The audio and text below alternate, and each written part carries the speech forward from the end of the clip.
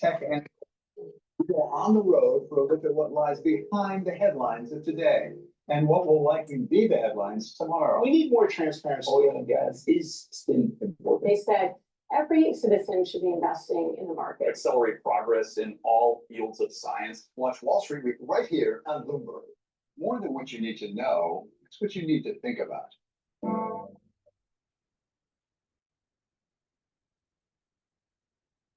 New up to the minute news whenever and wherever it happens. I'm Hassan Amin in Bangkok. This is Bloomberg.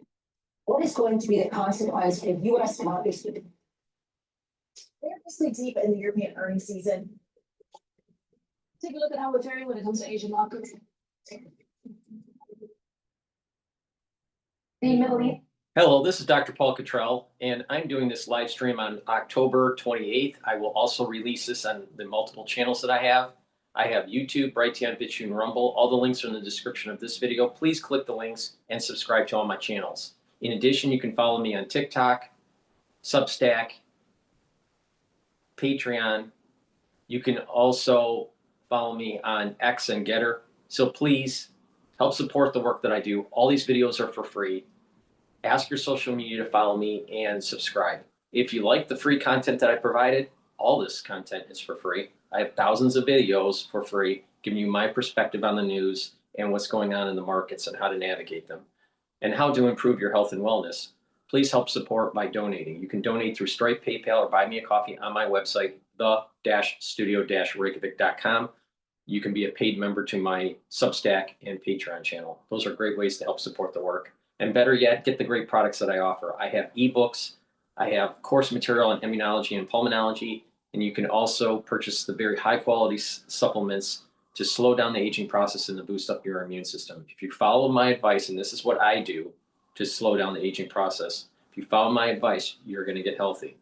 So please go to my store, the-studio-reykjavik.com. So let's just plug a couple products before we go to covering the news. There's a lot to cover today, especially what happened in Japan last night. Please go to my store and get the cleanse. This is 30 parts per million or the max 35, which is 35 parts per million. You take it the same way. Take a teaspoon of this or the cleanse, swish it in your mouth, gargle about 20 seconds, and then swallow it. What that will do is help to improve your oral cavity and your oral pharynx, help to maintain the mucosal barrier, and to help to improve the health and viability of the epithelial cells in your oral pharynx. When you do that, you're boosting up your immune system. So please go to my store and get the Max 35 or the cleanse. Take it every day. I've been doing this protocol for over 5 years, every day. If you're not feeling well or someone around you is not feeling well, take a tablespoon or two a day. Once everything's all clear, then go back to your maintenance dose, but do this every day. Please go to my store and get the cleanse and the Max 35. All right, let's listen into Bloomberg before we cover some of the other news. Speculative interest has probably come out of that, and there's been some profit taking. Anything that's up north of 60% year to date, there's certainly right for profit taking. But what I do think is important is the sense that this has come off because maybe some of the risks have dissipated.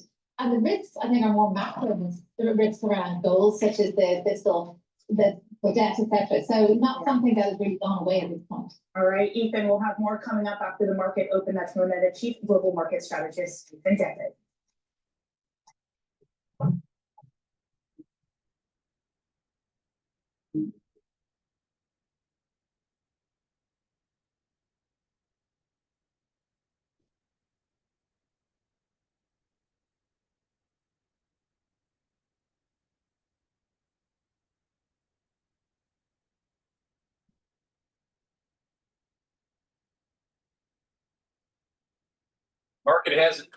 The market hasn't opened yet. It'll open up in about 3 minutes.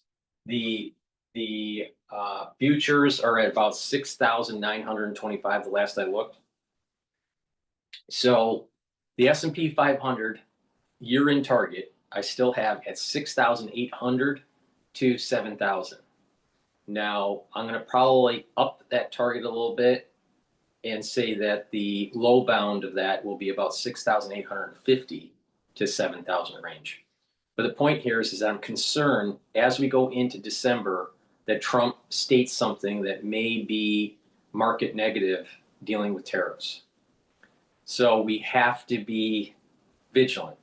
But the probability of it being in between 6,800 and 7,000 is very high for the end of the year.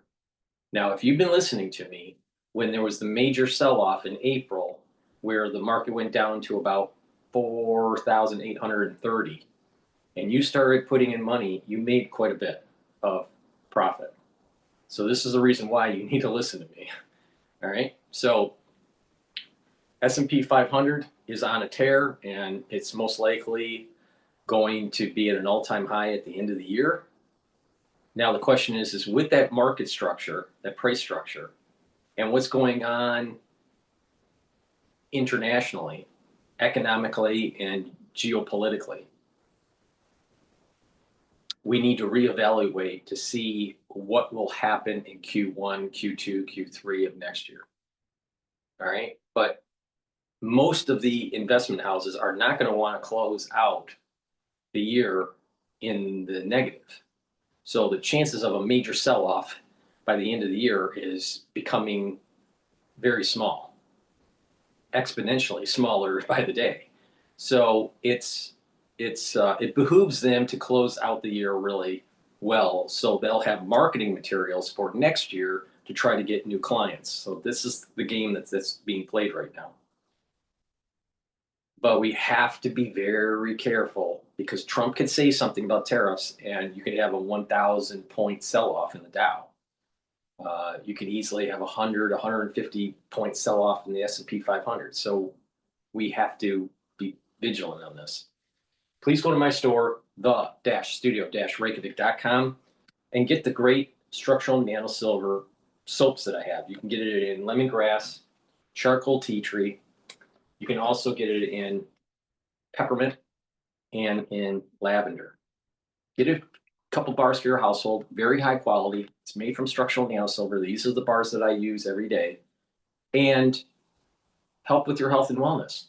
In addition, this is great to have for gifts, for the holidays, and also to navigate your family through the fall and the winter season.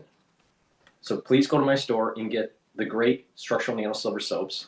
And again, that max 35 and that cleanse is perfect for dealing with the fall and the winter season. So please go to my store, be prepared, and you will be able to weather the fall and the winter season much better if you're not prepared. So please go to my store and get these very high quality structural nano silver soaps. Okay, the market's opening up. To date, it's down 14%. So it hasn't been really fantastic if you own the stock, but I guess still an incredible milestone. Yes, very well put, Matt. I love it. If you bought stock in 1929, by the way. I'm probably doing. Okay, all right. So we have the S&P 500 is at 6,895.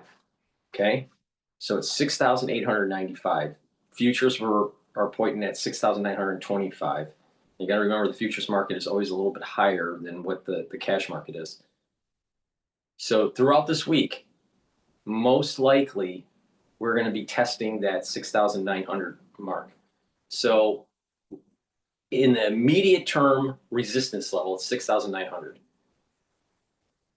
And you have a very good support level at 8,750. So that's the trading range right now. Most likely it's going to break the 6,900 and wobble around there for a little while, but that's what's happening right now. All right, with that, let's go to some of the news. Trump approves batch of missiles for Japan's F-35 jets. Now, last night, Trump was in Japan and they signed an agreement. A big part of that agreement is dealing with rare earth metals. And it looks like there's some sort of defense accord that's starting to develop. This is important because Trump is starting to deal with the peripheral countries around China and putting geopolitical pressure on North Korea and China with these agreements with these different countries and creating an alliance, an economic alliance, and also in some cases a military alliance. This is very important because what this does is it allows Trump to have more negotiating leverage against President Xi. All right, let's listen into Fox.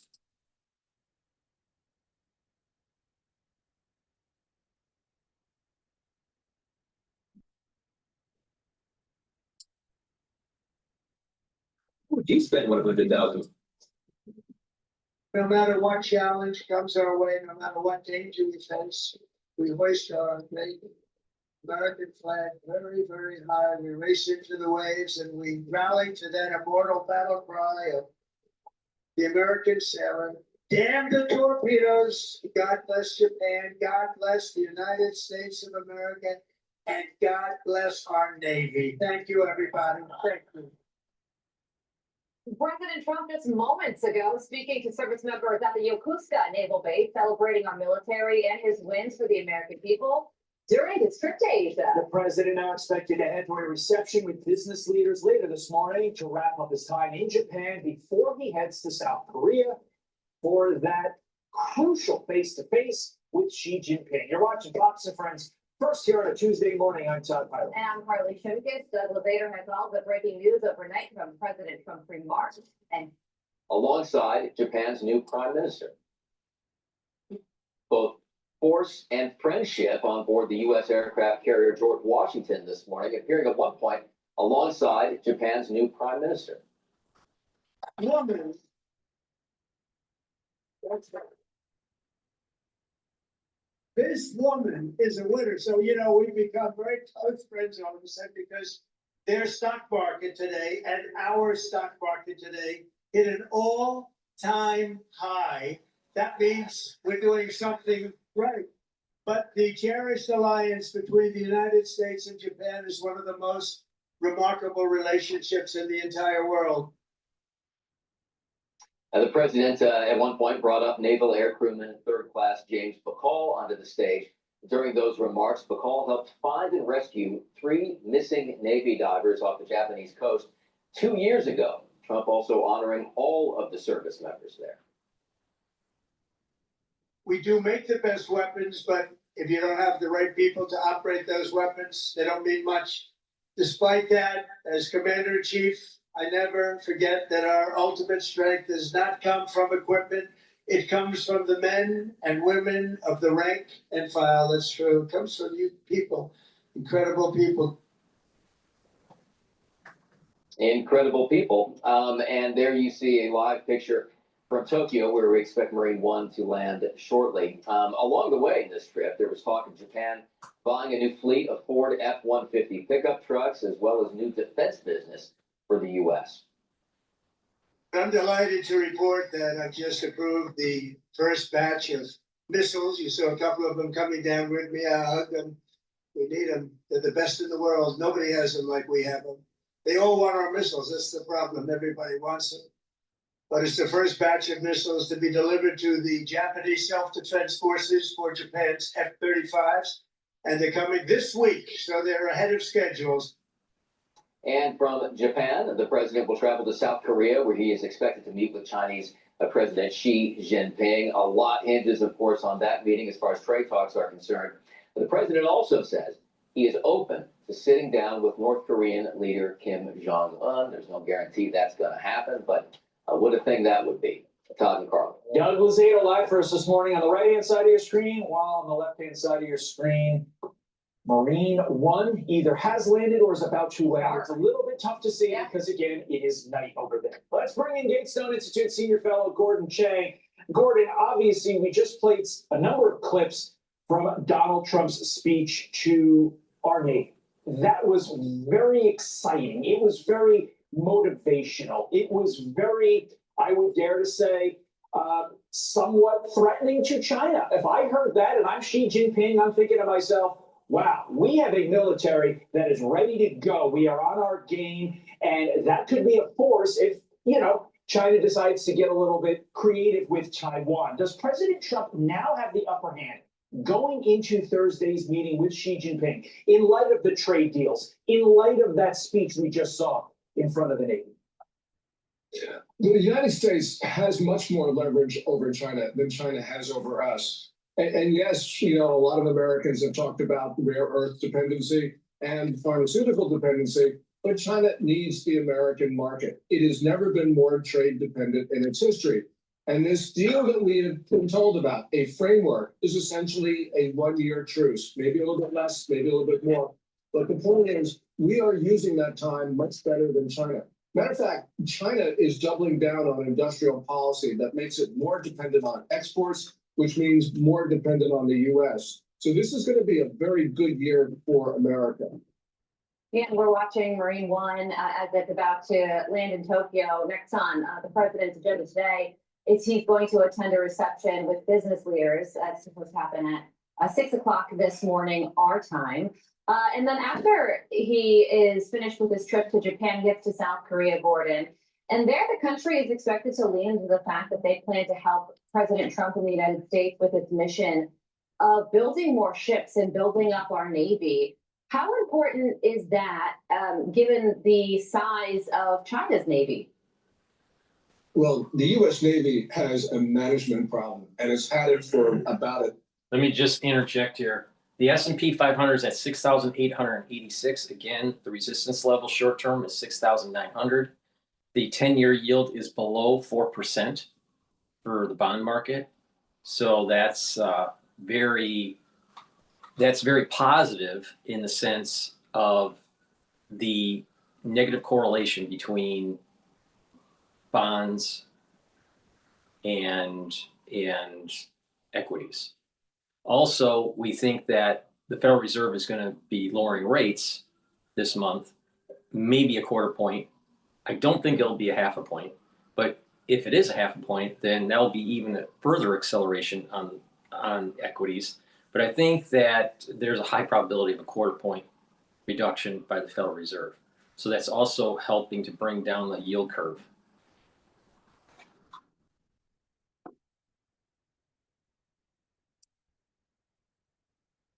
Decade or more. And yes, we do need help. The thing that is important here is that we're building business relationships with South Korea at a time that its government is very pro-China, very pro-North Korea, and virulently anti-US. Now, the people of South Korea are pro-US, but this government is not. And so these business ties that the United States is establishing are really important to bind South Korea to us. So yes, this is a very good thing, Carly. So, Gordon, how do you expect China to respond to President Trump's deals on this trip so far? I expect them to do what they do in the past, and that is to promise us everything and then renege on their promises. Right. The important point here is that the U.S. Has given a very substantial concession to China, a concrete one, not imposing the additional 100% tariffs. We've done that for promises from China on rare earths, fentanyl, soybeans. I hope that they honor it this time, but we got to be extremely concerned. And you got to remember that the phase 1 trade deal of January 2020, the Chinese did exactly that. They told us what we wanted to hear, and then they decided they were not going to honor their promises. And that was during an election year, which had, I think, an impact on the outcome of the 2020 presidential election. Yeah, just taking a step back for a moment, Gordon, from a 30,000-foot view, what have your top takeaways been on this trip so far with the president in Asia? And also, has anything surprised you? Well, Sunday was fantastic for the United States with all of those trade deals and with the enhanced ceasefire agreement. It shows that even in China's neighborhood, it's the U.S. that is the dominant force, not Beijing. And so that was really good. I loved the president's dance moves on his arrival in Malaysia. Right. We would never exceed Xi Jinping do something like that. And that's the reason why people in Asia, regardless of what they think about American policies or Trump policies, they love the president of the United States. And that's also true of people in China itself. from what little we know, Trump is very popular on the streets of China, much more popular than their own leader. Yeah, and just a few other notes before I let you go. The Japanese Prime Minister also said to President Trump that she pledged to give Washington 250 cherry trees for our I'll take it. 250th anniversary next year, and also gave President Trump a putter used by Shinzo Abe because they formed a really solid and wonderful friendship over their shared love of golf. So two other little fun notes from this trip, along with the dancing in Malaysia. GETTR Institute Senior Fellow Gordon Chang, thank you so much for joining. Sure. One even more box. All right, we're going to go to a video from NHK talking about the summit that took place between the new Prime Minister of Japan and Trump last night. Please go to my store, the-studio-reykjavik.com, and get the C60. You can get it in avocado, extra virgin olive oil, and also in MCT coconut oil. You can get it in a 2-ounce, a 4-ounce, or an 8-ounce configuration. Take a teaspoon a day, every day, preferably on an empty stomach. C60 is 1,000 times more potent than vitamin C. This is part of my protocol to slow down the aging process. And by taking C60 every day, teaspoon a day, what will happen is you're going to soak up free radicals, and by doing that, you're improving your different organ systems. You're improving your immune system and your endocrine system. You're improving your brain function. You're improving your cardiovascular. Why? By soaking up free radicals at the vascular level, you're reducing the concentrations of oxidized LDL. And when you do that, you're reducing plaque formation. Super important to take. C60 is a cornerstone to slow down the aging process. Now, for your neurons, by soaking up those free radicals, you're reducing stress on the neuron, so the neuron's healthier. But not just that, your mitochondria in the neuron are healthier, and therefore there's producing more energy. And therefore you'll be able to produce more neurotransmitters, and the neuroplasticity will improve for your brain. You'll be thinking faster, and your memory will improve. Now, at other cellular levels and tissue levels, by soaking up free radicals in those cells and around those cells in the extracellular matrix, you're reducing the stress of the tissue. And when you're doing that, the organ systems will perform better. The tissues will perform better. You'll have more energy in the cells, and the cells will perform better. So please go to my store, get the C60, either in MCT coconut oil, avocado oil, or extra virgin olive oil. Take a teaspoon a day, every day. In addition, take this during the fall and the winter, because when you contract something, you're producing lots of free radicals. You want to soak those up. You ever notice that when someone's sick all the time that they age faster? I just told you why. Because they produce more free radicals. You want to soak those up and slow down the aging process and boost up that immune system. Please go to my store and get the C60. C60 will also help the basal layer of your skin, improve the stem cells at the basal layer, so your skin will improve. You will notice within 1 year, before and after, if you compare yourself, you'll notice that you look younger within 1 year. In 2 months, you'll start feeling the effects of improving your organ systems. So please go to my store and get the C60 and stack it with resveratrol, NAD+, ubiquinol, clarity factor. Those are all great ways to slow down the aging process. In addition, if you follow my protocol, by taking a probiotic, a multivitamin, taking the Max 35 or Cleanse, taking C60, taking the turmeric, ashwagandha, and lignans, and the Boomer Boost, that is a powerful stack to slow down the aging process. You do that every day, and you do this resistance training and some cardio stretching, balancing, eating properly, drinking filtered water, getting proper sleep, mindfulness or spirituality, learning new things, and that is a recipe to slowing down the aging process. It's that simple. Please go to my store, the-studio-reykjavik.com, and get the great supplements I have, and use discount 5. All caps, discount 5. All right, now let's go to the NHK perspective on this.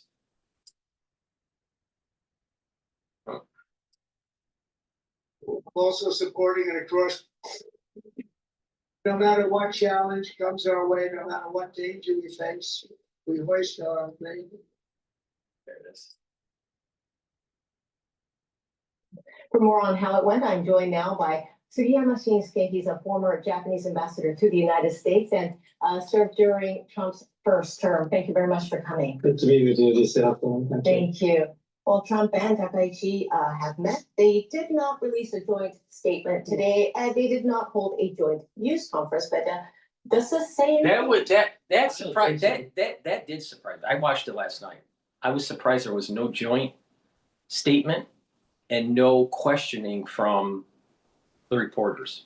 That surprised me. Why? I don't know. I'm not sure if that was planned or they were running out of time, or I'm not sure.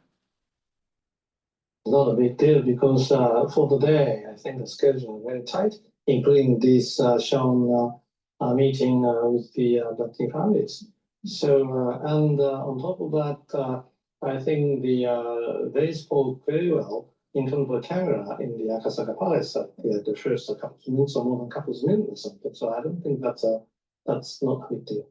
That was quite a long conversation Yes, they had at the beginning of the talks and with the media present. But you know, as I mentioned, you were the ambassador to the United States during the first Trump presidency, and you had a front row seat to the president's relationship with former Prime Minister Abe.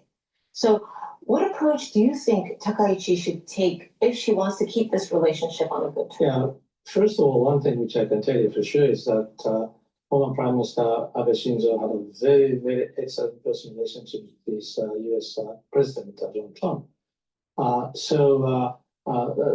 There are a couple of reasons why he was able to do that, but I think he was so frank and sociable and friendly, but he was the one who spoke up very much in a very articulate way.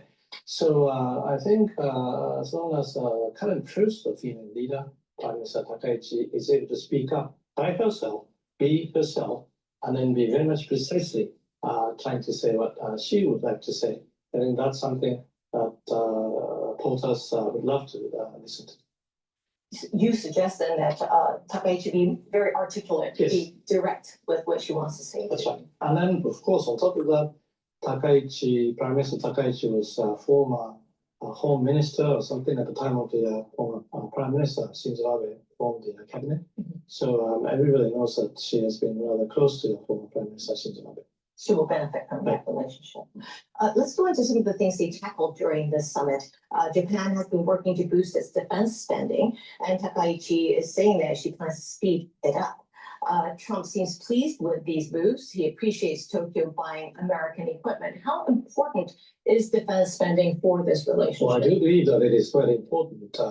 I wouldn't say every one of us in this country will agree to necessity to expand the defense spending, but maybe there are consensus among us all under this current very severe security situation in East Asia. So Japan, as such as a sovereign country, must make further effort to expand defense spending. But at the same time, US, the only single ally to Japan, the Security Pact Article 5 does stipulate that if Japan is being attacked, we will just have a joint actions against the invasion. So I think it is quite appropriate for the two leaders as an allies to talk about these things, including how we are supposed to expand the defense spending. And they also signed trade documents based on the recent tariff negotiations, and that has been going back and forth. This does include a $550 billion investment from Japan into the United States. We don't know the details of this, but do you think the issue of trade is being settled now between the countries? Nothing is being settled until the final end, but to say the least, on this particular issue, the document has been already signed, joint statement has been already made clear. So all we have to do is to implement what we have agreed in that signed document. But at the same time, how to implement what we agreed is something that we are to work further. And that's what Prime Minister Takaichi and the US President, and then other cabinet members and government people are supposed to do further. So they're carefully still continuing their negotiations. Trump also took time, as you mentioned, to meet with the families of abductees who were Japanese citizens abducted in North Korea. Why was this an important meeting? Because this issue has been long-standing issues for years, more than decades. And then prime ministers and all the government leaders have been saying that this is one of the most important subject matters for the Japanese government to solve. This is something to relate to Japanese sovereignty. So, and then of course the safety and the good well-being of the Japanese citizens. And then we have been, done North Korea's very much badly for years. So I think this is, as I said, one of the most important issues. And I think the POTUS is one of those leaders who do understand the importance of solving this issue. Well, we should also look out for Trump's meeting with Chinese President Xi Jinping, which is to be happening on Thursday. And the fact that the Prime Minister of Japan has now met Trump here in Japan, and they are sending messages, I think, towards this meeting as well. Do you think they are succeeding in sending out the message they want to? Oh, I do believe so. I mean, momentarily, there's just a fly by helicopter to Yokosuka base jointly. But that's one of the signs to show to the rest of the international community, including East Asia. But I think the biggest point for current POTUS in his mind is how to deal with Chinese. So is the leader for Japan. Well, certainly different ways, because there are some differences, historical and geopolitical and something, but there are some sort of common basis for us to talk about how to deal with Chinese, to get into the international community in a rule-based manner.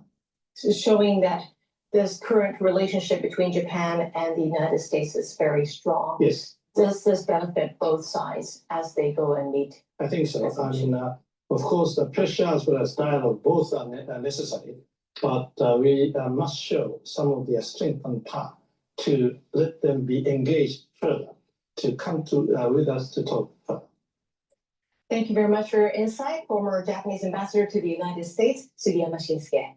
Nice to be with. Build a website you love with Wix.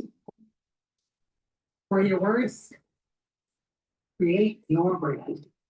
All right, so we're gonna go over the BBC and their take on this summit that took place between, or agreement that took place between Japan and the United States. But before we do that, please go to my store, the-studio-reykjavik.com, and get the great supplements that I offer that help to detoxify your body. I have many different ways to detoxify your body. One great way is to take the zeolite. Zeolite, you take 3 small drops underneath your tongue and drink filtered water. It's that easy. You can do that every day. And what it does is it'll bind to heavy metals, toxins, and chemicals and allow you to urinate them out within 6 to 8 hours. Super important to detoxify your body, because when you detoxify your body, your organ systems will improve. Your kidney function, your liver, your spleen, your immune system, your endocrine system, your brain. So go to my store, the-studio-reykjavik.com. The link is in the description of this video, and get the zeolite. Take it every day, 3 small drops, and drink the filtered water. And stay away from processed foods, because a lot of processed foods has chemicals in it that disrupt your endocrine system and your immune system. So take this every day, go to my store and get the zeolite. Get healthy. All right, let's listen into the BBC. Has been meeting Japan's Prime Minister Sanae Takaichi for talks on trade and security. The pair have already signed a framework deal on the supply of critical minerals and rare earth minerals. And in his opening remarks, President Trump had high praise for Japan's new leader. He said ties with Tokyo are stronger than ever as he touted a potential arms deal between the two. President Trump then delivered a speech to American sailors on the USS George Washington, an aircraft carrier currently docked in Japan. He was accompanied by Prime Minister Takaichi. This woman is a winner. So, we've become very close friends all of a sudden, because their stock market today and our stock market today hit an all-time high. That means we're doing something right. But the cherished alliance between the United States and Japan is one of the most remarkable relationships in the entire world. Really, there's never been anything like it. Born out of the ashes of a terrible war. Our bond has grown over 8 decades into the beautiful friendship that we have. It's a foundation of peace and security in the Pacific. You see it? Well, let's speak to our correspondent in Tokyo, Shaima Khalil. So, Shaima, a good first meeting between the new Prime Minister Takaichi and President Trump. What's your assessment of the overall relationship between the two and how this meeting has taken it into whatever direction? You know, Regina, I think Sanai Takaichi went into this meeting as a big test, her big diplomatic debut after she made history as Japan's first female prime minister last week. And there was a lot to worry about because this is a big guest to host in your first week in power. But I think that so far, and we're coming towards the end of the day, it has really gone very well for the prime minister. He was full of praise for her. He called her a winner. I think they've served some iconic pictures there in their first meeting earlier in the day, but also on board the USS GW George Washington amid the US Navy. It's a message of strength. It's a message of solidified friendship and alliance, and a message that those two partners on the trade front and crucially on the defense and the military front are stronger than ever. And remember, these two share a common friend, which is the late Prime Minister Shinzo Abe. And you know, even though he's no longer with us, he was killed more than 3 years ago. It felt to me like he was very much present in spirit today, Rajini. And this is not just an ice-breaking exercise. I think the fact that these two leaders shared a close relationship with Shinzo Abe meant that there was a lot of ground that was already covered on the first meeting. They had a lot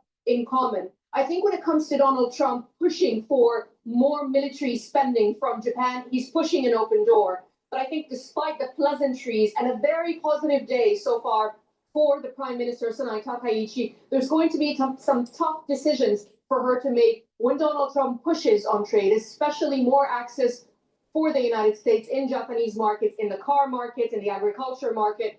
This is going to be tricky for her. So she has to strike that balance between managing her country's alliance with the United States and managing her country's domestic interests. Okay, Shaima Khalil in Tokyo, thank you very much for the moment. Well, let's stay with that story by speaking to Asuka Kuwabara, politics and economics analyst, who is also in Tokyo. Welcome to BBC News. Well, President Trump has hailed what he's described a golden age between the US and Japan.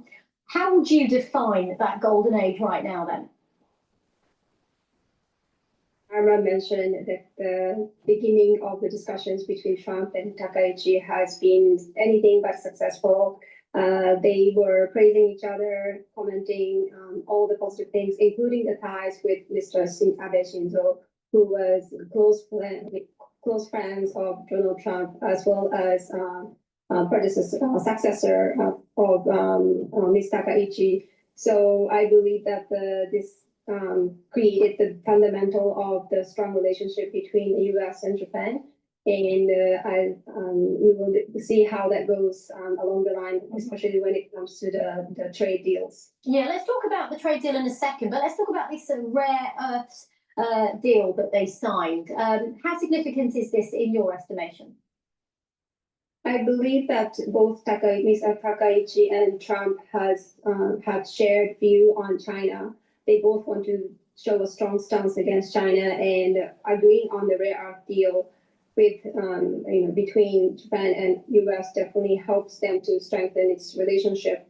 And of course, it's a tricky situation where China will get involved, and it will definitely include other players in the market. But this is a very significant deal that Japan has backup from the US, as well as the US making sure that they have an ally in the region, Asia Pacific, so that they can play a more stronger stance against China, which I believe that is shared between Ms. Takaichi and Trump. And just very briefly, tariffs is another bugbear, isn't it, for most countries when it comes to dealing with the US? I know America wants better access to Japan's car market, for example. Where are things at the moment when it comes to the two on tariffs? And unfortunately, the Japan yen has been quite weak, which weakened the presence of the Japanese car makers. And that is why the deal with the US, with Donald Trump pushing for the purchase of American cars by Japan has been quite controversial. But at the same time, with the strong sentiment of the economy pushing the Nikkei to average to be more than 50,000 yen for the first time in the history, it has a good indication to the Japanese companies overall. And it definitely will play a significant role when it comes to the actual implementation of the trade related to the auto manufacturing. Okay. Asuka Kawabara, thank you very much for sharing your thoughts and analysis as President Trump continues to visit Japan. We're going to go to Fox Business talking about Mamdani. Now, Mamdani looks like he potentially could win the mayoral race in New York, and then eventually all of America is going to turn Marxist. Let's continue.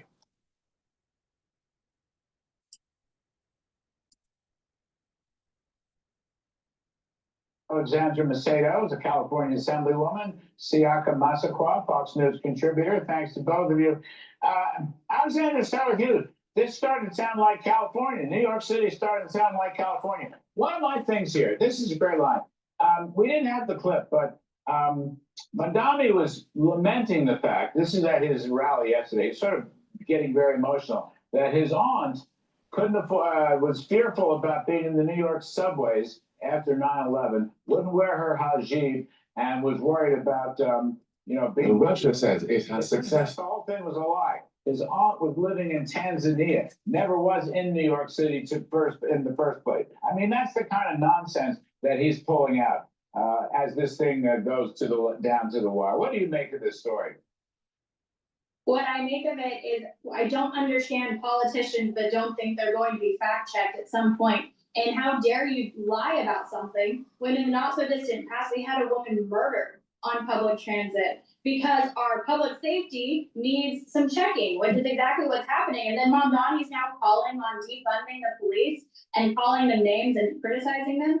How dare he? And what this shows is he has no platform. It's living in a fantasy world and lying to voters just to win. There's not a plan once he wins except to tax, and spend, but tell everybody it is free. The same thing is happening out in California, saying, we're gonna give you everything you want for free, so vote for us. Not understanding somebody has to foot the bill somewhere. Quit lying, give facts, and let the voters decide. Siaka, somebody was doing some numbers, putting the pencil to paper. Just for the free childcare services, which would cost about $6 billion, that is nearly the budget of the entire New York Police Department, which kind of tells Now think about that. Why do they want the child care?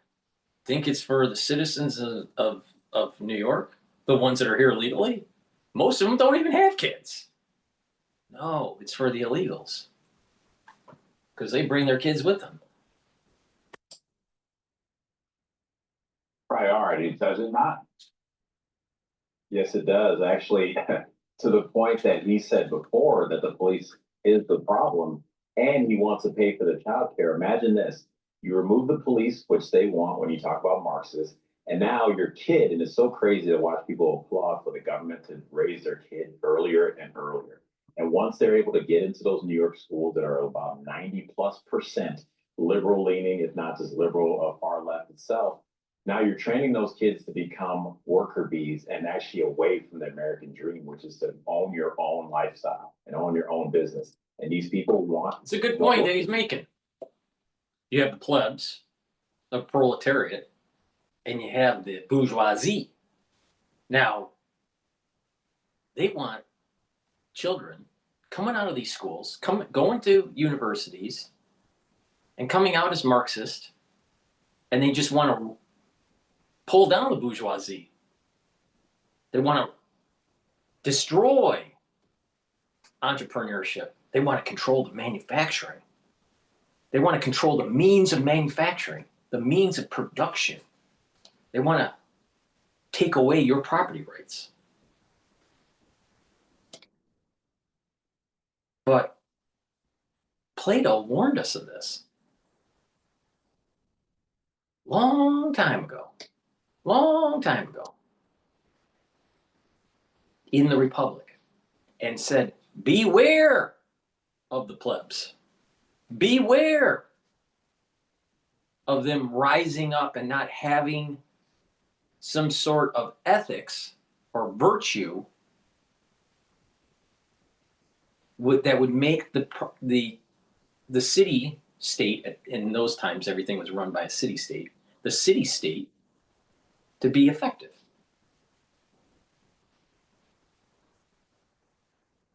So we are actually not paying attention to the warning signs of Plato. And we're going right down the tyrannical hellhole of Marxism. They want to get rid of the bourgeoisie. They want to get rid of you being able to create a business and grow it and hire people. Mondami wants the government, the nanny state, to come in and take it from you. There is such a thing as a bourgeoisie virtue. That's what America's all about. The foundation, the theoretical foundation of the Constitution is based on the Enlightenment. And what was some of the philosophy that was coming out of the Enlightenment? John Locke. Life, liberty, and property. You have these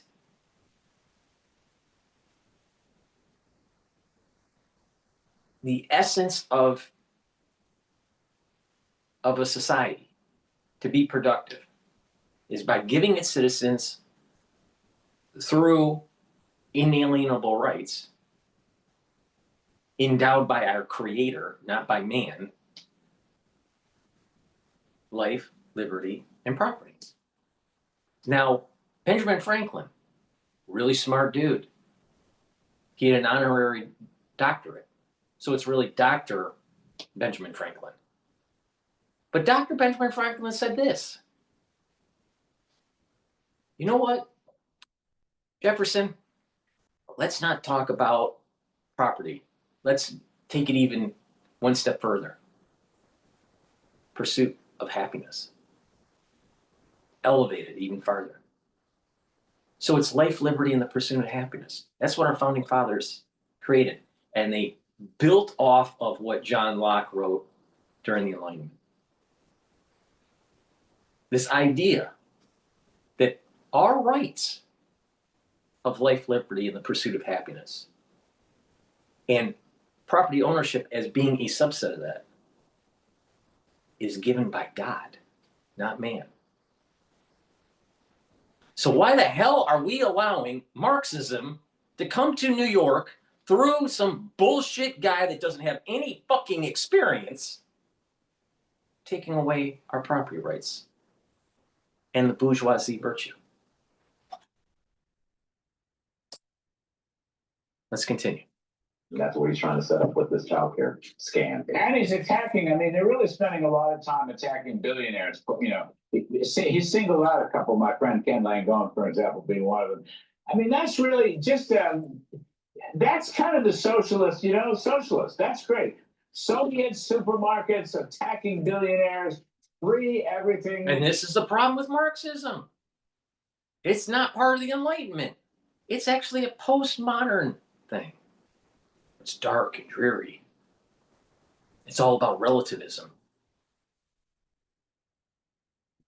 There's not some sort of elevated virtue that some of these more classical philosophers were pontificating about. So everyone's so focused on this Marxism and capitalism thing, but it goes deeper. It goes way deeper.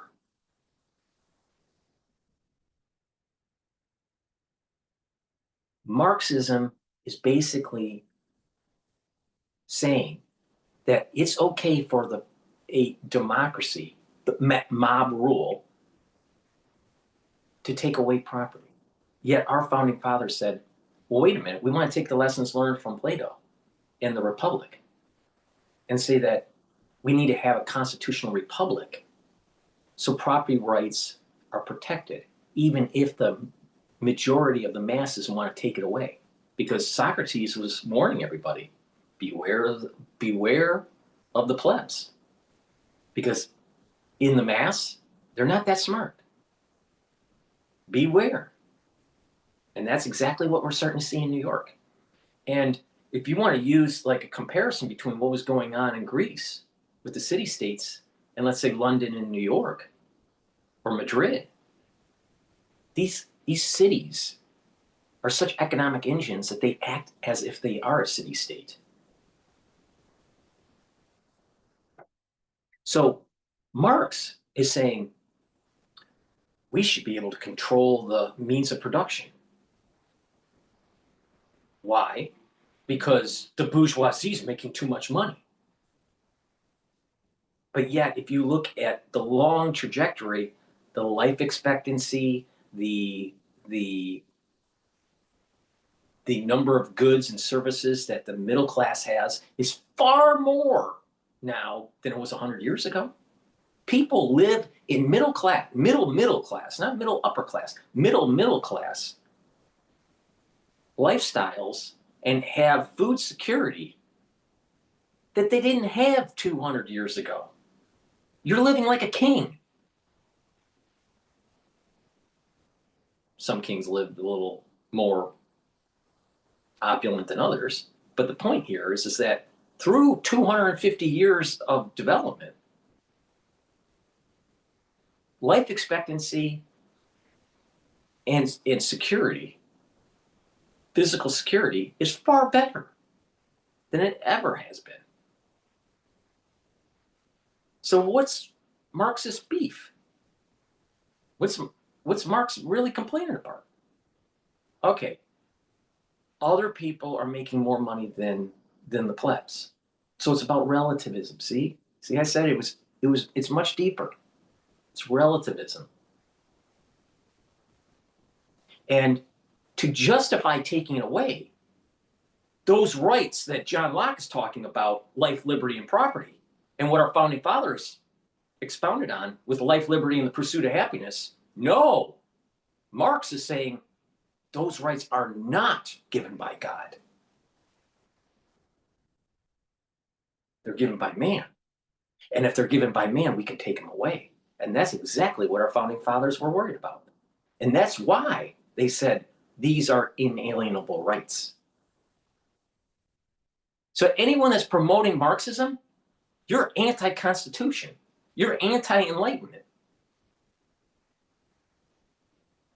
Oh, those smart people coming out of Harvard, those fucking Marxists, they know better. Really? Really? Do they? Do they really know better? Because they sure as hell didn't take the lessons learned from Plato, John Locke, or our founding fathers that wrote extensively in the Federalist Papers. Now again, Dr. Paul Cottrell, not wrong.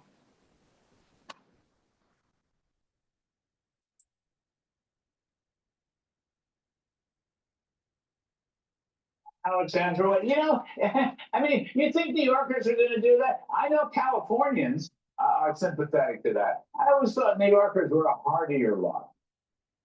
Well, keep in mind that 1% of the population in New York actually pays 42, I believe, percent of their general fund. So when these people have to leave because they can't afford to live in or do business in New York, what is their plan to fund all of their free services? The same thing is happening out in California, and we have a $20 billion deficit. We're depleting our rainy day savings. We have no sustainability plan, but we continue to fund things that we cannot afford. They are privilege projects. They are not fundamental needs. And instead, Democrats want to play fast and loose with how they're going to fund things. And yeah, hate the billionaires. Hate to break it to you, but the billionaires are the reason why we have jobs in a free enterprise economy that has worked for decades. And they're trying to just make us a socialist country. No, that's right. People of success. Siaka, just change subject for 1 minute. Mr. Trump's one big, beautiful ballroom in Washington, D.C. Did you know, Siaka, he offered Obama, he would build one himself. He would finance the whole thing. I mean, And now the Democratic Party is obsessing about this. In fact, one dumb Democrat said that they're going to have to run on tearing down the Trump ballroom in the next presidential election. What do you think about that? What's wrong with it? You think the public would rather see a beautiful ballroom or tear down a beautiful ballroom? Well, I think they would rather see a beautiful big ballroom, and I hope that I get to go there one day. But what we have to understand is what was mentioned earlier is they have nothing to run on except for free stuff and but Trump. And so right now we're seeing, well, what can they talk about now? Well, but Trump's doing a project that's costing $250 million, and in the news, the other mainstream media outlets forget to tell you that that 250 is coming from private companies, including Apple and Google and even Amazon. Now, let me ask you this: are any of those leftists going to just cancel those or throw away their Apple phone, their iPhones? Probably not, because it's not real. They just need to keep the emotion up, but it can only last for so long. And unfortunately, I do think Mamdani is going to win New York, and the people are going to have to live in it. And, you know, now we're going to have to figure out how it really goes, as opposed to just this champagne socialism that they will do. Well, we'll get a little primer on Soviet supermarkets that work so well. We'll get Soviet supermarkets. That's just what the public wants. Alexandra Macedo, thank you. Siaka Masakwa, appreciate it very, very much. Everything about Mint Mobile seems. All right, we're going to go about this nuclear-powered missile system that's being developed by Russia. But before we do that, please go to my store, the-studio-reykjavik.com, and support this enterprise called capitalism. Gladiator barley will bring down inflammation, soak up free radicals, detoxify your body, and help you to build muscle. Do resistance training. This is a month supply. This is a high-density protein. This is way better than anything you're going to get at GNC or some other health food store. All right. There's micronutrients in here. You can't get anything better than this. All right. It's that simple. So do resistance training, and you're going to be building muscle. And these micronutrients that are in this heirloom barley will help to detoxify your body, bring down inflammation, and soak up free radicals. And when you're doing that, you're boosting up your immune system. You're helping with your endocrine system. You're bringing down inflammation at the cerebral level. So you're helping with the health of your neurons. You're also helping with joint health. You're going to be able to recover quicker after your workout. You can't do that with whey protein. All right. This is the best. You can't get anything better than this. You know, let's say you want to get healthy or you want to build some muscle, right? This is a great way to do it. But some people, they'll go out to GNC and buy all this crap that's terrible for your gut. This is good for you. All right. So this has the micronutrients that you need. And when you take this every day, you're going to actually help to control your A1C levels. And guess what? In the United States, there's a lot of people that have they're either borderline diabetic or diabetic. So they're not controlling their A1C levels. You think whey protein is going to control your A1C levels? No. This will. So please go to my store, the-studio-reykjavik.com, and get this Gladiator barley. Do some resistance training. You don't have to look like Arnold Schwarzenegger, but this will help you to look like Arnold Schwarzenegger if you do more resistance training, like a bodybuilder, routine. But the whole idea here is to slow down the aging process, bring down inflammation, soak up free radicals, boost up that immune system, help with your brain function. And when you do that, when you're bringing down inflammation at the vascular level, you're reducing plaque formation. And that's just taking this high quality protein that is an heirloom barley. And when you're building up muscle and you're improving your musculature, you're building up bone density and better posture, and you're slowing down the aging process. So please take my advice, get the Gladiator barley, right? Do some resistance training and slow down the aging process. All right. And use discount 5, you get $5 off any order. Please go to my store, the-studio-reykjavik.com. Russia says it has successfully tested a nuclear-powered cruise missile President Putin says the Burevestnik is invincible and cannot be stopped by any air defense system. But experts are skeptical. Powered by a small nuclear reactor, they've called the weapon a flying Chernobyl. US President Donald Trump is also far from impressed, declaring that Russia should concentrate on ending its war in Ukraine rather than testing new missiles. This is the Burevestnik missile, known as Skyfall by NATO, being launched in 2018. The nuclear-powered cruise missile is a nuclear-capable weapon that Moscow says can get through any defense shield. Russia's top general told President Vladimir Putin this past weekend that the missile traveled 14,000 kilometers and was in the air for around 15 hours during a test launch last week. During the missile's flight, all the required vertical and horizontal maneuvers were completed, thereby demonstrating its high capabilities for bypassing anti-missile and air defense systems. But some experts have been skeptical of its reliability. In 2019, it reportedly suffered an explosion, which led to a spike in radioactivity. In 2023, Vladimir Putin announced a successful test of the weapon. Well, the system is intended to defeat. Frontify is the all-in-one dam for leading brands. Everything begins in the dam. Upload and organize your files in library. Well, the system is intended to defeat a missile defense. And so the idea is because it can fly for basically an unlimited range, that it can fly around defenses. On the other hand, you could build more defenses, or you could use aircraft to go intercept them. So I don't think the system is invincible, but it's part of the deepening arms race that we're in, where they've come up with a new system and now we have to come up with something to shoot it down. Last week, Russia released these images of ballistic weapons being launched. The flexing of Moscow's weapons capabilities comes amid growing frustration from Donald Trump over Russia's war in Ukraine. I don't think it's an appropriate thing that would be saying, by the way. You want to get the war ended, a war that should have taken 1 week is now in its soon 4th year. That's what you ought to do instead of testing missiles. The Kremlin clapped back, saying it had to protect itself, pointing the finger at Europe. The Europeans are gripped by hysteria that is Russia-phobic, aggressive and belligerent. Therefore, Russia must do everything possible to maintain the capability to guarantee its security. But despite Russia's claims, it continues to strike Ukraine as European and US leaders push for peace talks between Kyiv and Moscow. President Putin described the Burevestnik as a unique product that no one else in the world possesses. Marina Miron is a military expert at King's College London. I asked her whether this missile really is unique and whether it's any good. Well, what we have to understand about Burevestnik is a bit of the context in terms of its uniqueness, what President Putin has claimed. This is not the first project of its kind. The very first one was launched by the United States during the Cold War in the 1960s.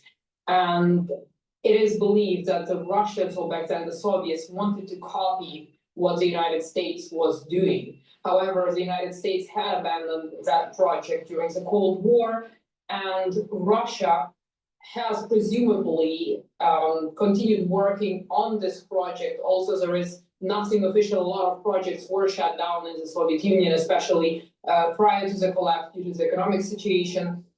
And so it seems that the Russians have then resumed this project in the early 2000s, and nobody else, as far as we know from official information, has been working on something similar. So from that perspective, yes, it is something unique.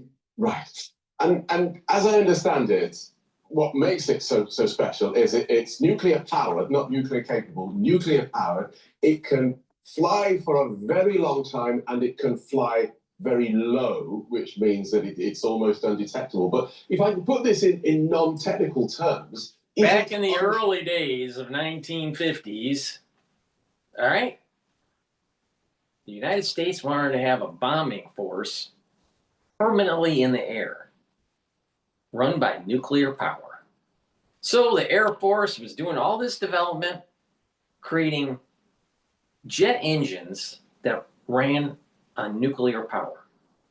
But they decided to cancel it because they were afraid that they would blow up and be radioactive, or crash and be radioactive. So it was a bad idea. See, what they're trying to do is use a similar technology or a concept using nuclear power for subs and apply it to planes. This is back in the 50s.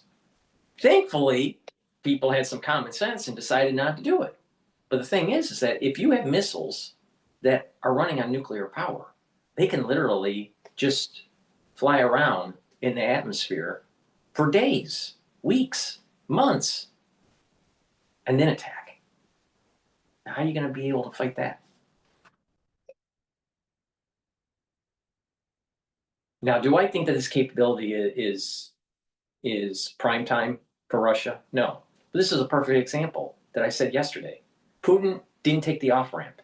And because he didn't take the off-ramp, he needs to die. The United States needs to send Tomahawks to Moscow and destroy Moscow. Because Putin doesn't understand anything but force.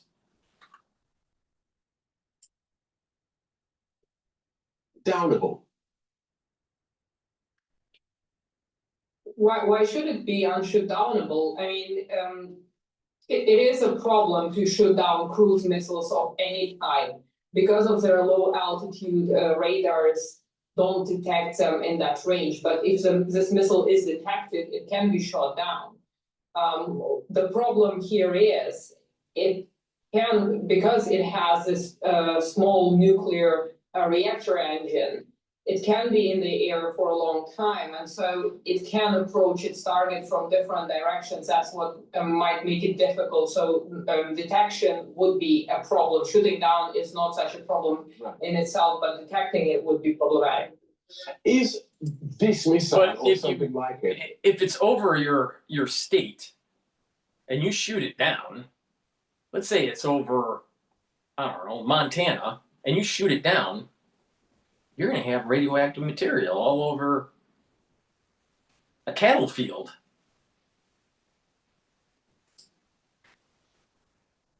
Likely to be deployed against Ukraine by Russia? It is not the kind of missile that would be used in Ukraine or would make any sense to be deployed in Ukraine, because this is a nuclear capable missile. So this will be enhancing the Russian nuclear trade along with Poseidon and Avangard and Sarmat and the likes. And these are not the kind of missiles that make any strategic sense to be deployed in Ukraine. It is a missile that is a deterrent for the West, for the United States, but certainly has no use in Ukraine because Ukraine doesn't have sophisticated air defense systems that you would need to penetrate. The United States does. And you don't have a very long flight path to Ukraine as opposed to, say, the West Coast. So this is a nuclear-powered missile. What happens to its nuclear propulsion unit when it hits the ground at hundreds of kilometers an hour? We don't know. We don't know what the result of Russia's test. According to US intelligence reports, a lot of these tests have failed. So there were failures in 2017 or 2018, if I'm not mistaken, and radiation has been released, but we don't know what degree of radiation, how harmful it was. There were 5 casualties, I think, in the 2018 incident. The degree of harm is not known because there is so little information also when it comes to nuclear engineering and the design of the engine itself, of this nuclear powered engine. We don't know how it is designed and what safety measures were taken to prevent any potential radiation leaks. So it is a big unknown. Right. Perhaps a naive question on my part, but are there rules around this sort of thing? Are there rules around nuclear contamination from propulsion units rather than missiles?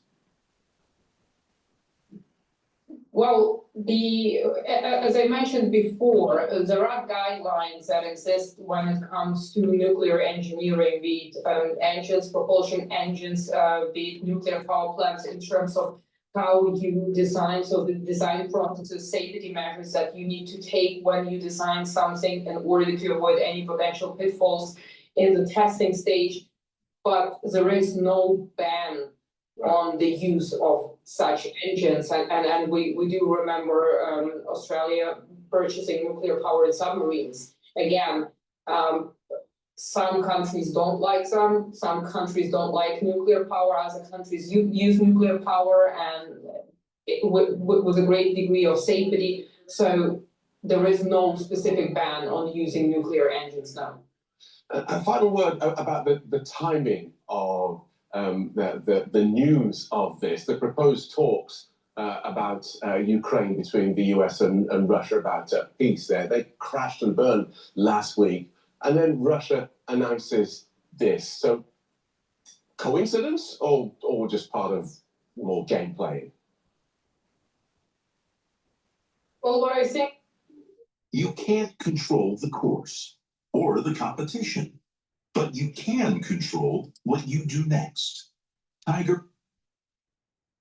well, what I think there are several reasons for that. On the one hand, the Russians are very proud that now, after so many years, they have managed to successfully test this missile that could be in service as early as next year. So obviously, it was important to announce this because a lot of money has been poured into this project. The other thing is, of course, the informational aspect to it. Because if you look at all Russian sources, they're all hailing this missile. All Western sources are saying, well, it's there is a huge question mark in terms of its expenses, how many missiles could be in service, and how it works, and so on and so forth. So I think that the informational, psychological aspect here is also important, and against the background of possibly US sanctions against Russia, but there were some reports and some satellite imagery about a successful test potentially of Reykjavik back in August. So predating the Alaska meeting, Putin's Alaska meeting with President Trump. So possibly it is a way to reply to the US capabilities of what is known to be a prompt global strike. Probably it is a way to show that Russia is still very capable despite all the sanctions, develop some cutting edge technologies that the US doesn't have the means to intercept, and basically answering kind of that portion of the threat that Russia perceives from the prompt global strike. And so again, this is a posture that Russia has assumed to show also that it is still powerful and it's not going to back down. So there are a lot of possibilities to interpret what the message is by saying that the tests have been successful. And I think it's directed at different audiences, but both domestically and internationally. Thank you for that, Marina. Military expert Marina Miron from King's College London. If we don't knock out Russia now, if we don't stop the belligerence of Putin, it's going to get a hell of a lot worse, because they're going to develop weapons that are going to create an instability in the world. Now, when they're developing these weapons, don't you think that they're going to want to sell them to China? China? This is the reason why I've switched my stance on Russia. At the very beginning of the Ukrainian war, I was against Putin going in, but I was also cognizant of the expansionism of NATO that caused Putin to feel threatened. Now, with Trump, with his second term, and he gave an off-ramp to Putin and he didn't take it, Putin needs to die. Putin needs to die. Please go to my store, the-studio-reykjavik.com, get the magnesium and zinc. This will help to boost up your immune system and also help with your brain function. Magnesium has an additive benefit by increasing the efficacy of vitamin D3. Vitamin C and magnesium will help with your skin, boost up your immune system, and help with your brain function. A great stack is to take these together. In addition, you should get the vitamin D3. Vitamin D3 will help with gene expression because it's a gene expression cofactor. Also, vitamin D3 helps to absorb calcium, so it's going to help with bone density. Vitamin D3 also helps with cardiovascular health. And taking vitamin D3 is super important during the fall and the winter season. Why? It helps cells to go into apoptosis when they're infected. In other words, it helps to clear the infection. Please go to my store, the-studio-reykjavik.com. Get the vitamin C and magnesium, the magnesium and zinc, take it every day, and take vitamin D3 every day. Do some resistance training, but especially take this stack during the fall and the winter season. You're going to need it. Trust me. All right, let's listen in. Amazon is cutting a lot of jobs. Let's listen in on what's going on there. I'm Erica Swenson, the Chief Financial Officer at Venture Solar. I don't have a lot of time to explain what my company needs and when we need it. This is something that the companies all across the board have been doing since the pandemic era, what they call overhiring. A lot of these companies saw the growth and how people were relying on tech during the pandemic when they were home. They were obviously ordering a lot more from Amazon because they didn't want to go to the grocery store if they were at-home workers. And the company hired to accommodate that. And now they don't need as many people. But, you know, I heard your earlier point, Carol, about AI. I think that's part of it. But I also think that part of it is when these companies go through periods of opportunity where they see a lot of growth, they're seeing that trend line and they're hiring for the future. We're seeing it right now with AI. People are building out, these companies are building out data centers. They don't know if they're actually going to need all that capacity long term, but they better make that deal today, or else they might not have it when they need it. So we do see a lot of anticipatory investment from these tech companies over time that sometimes they need to pull back on.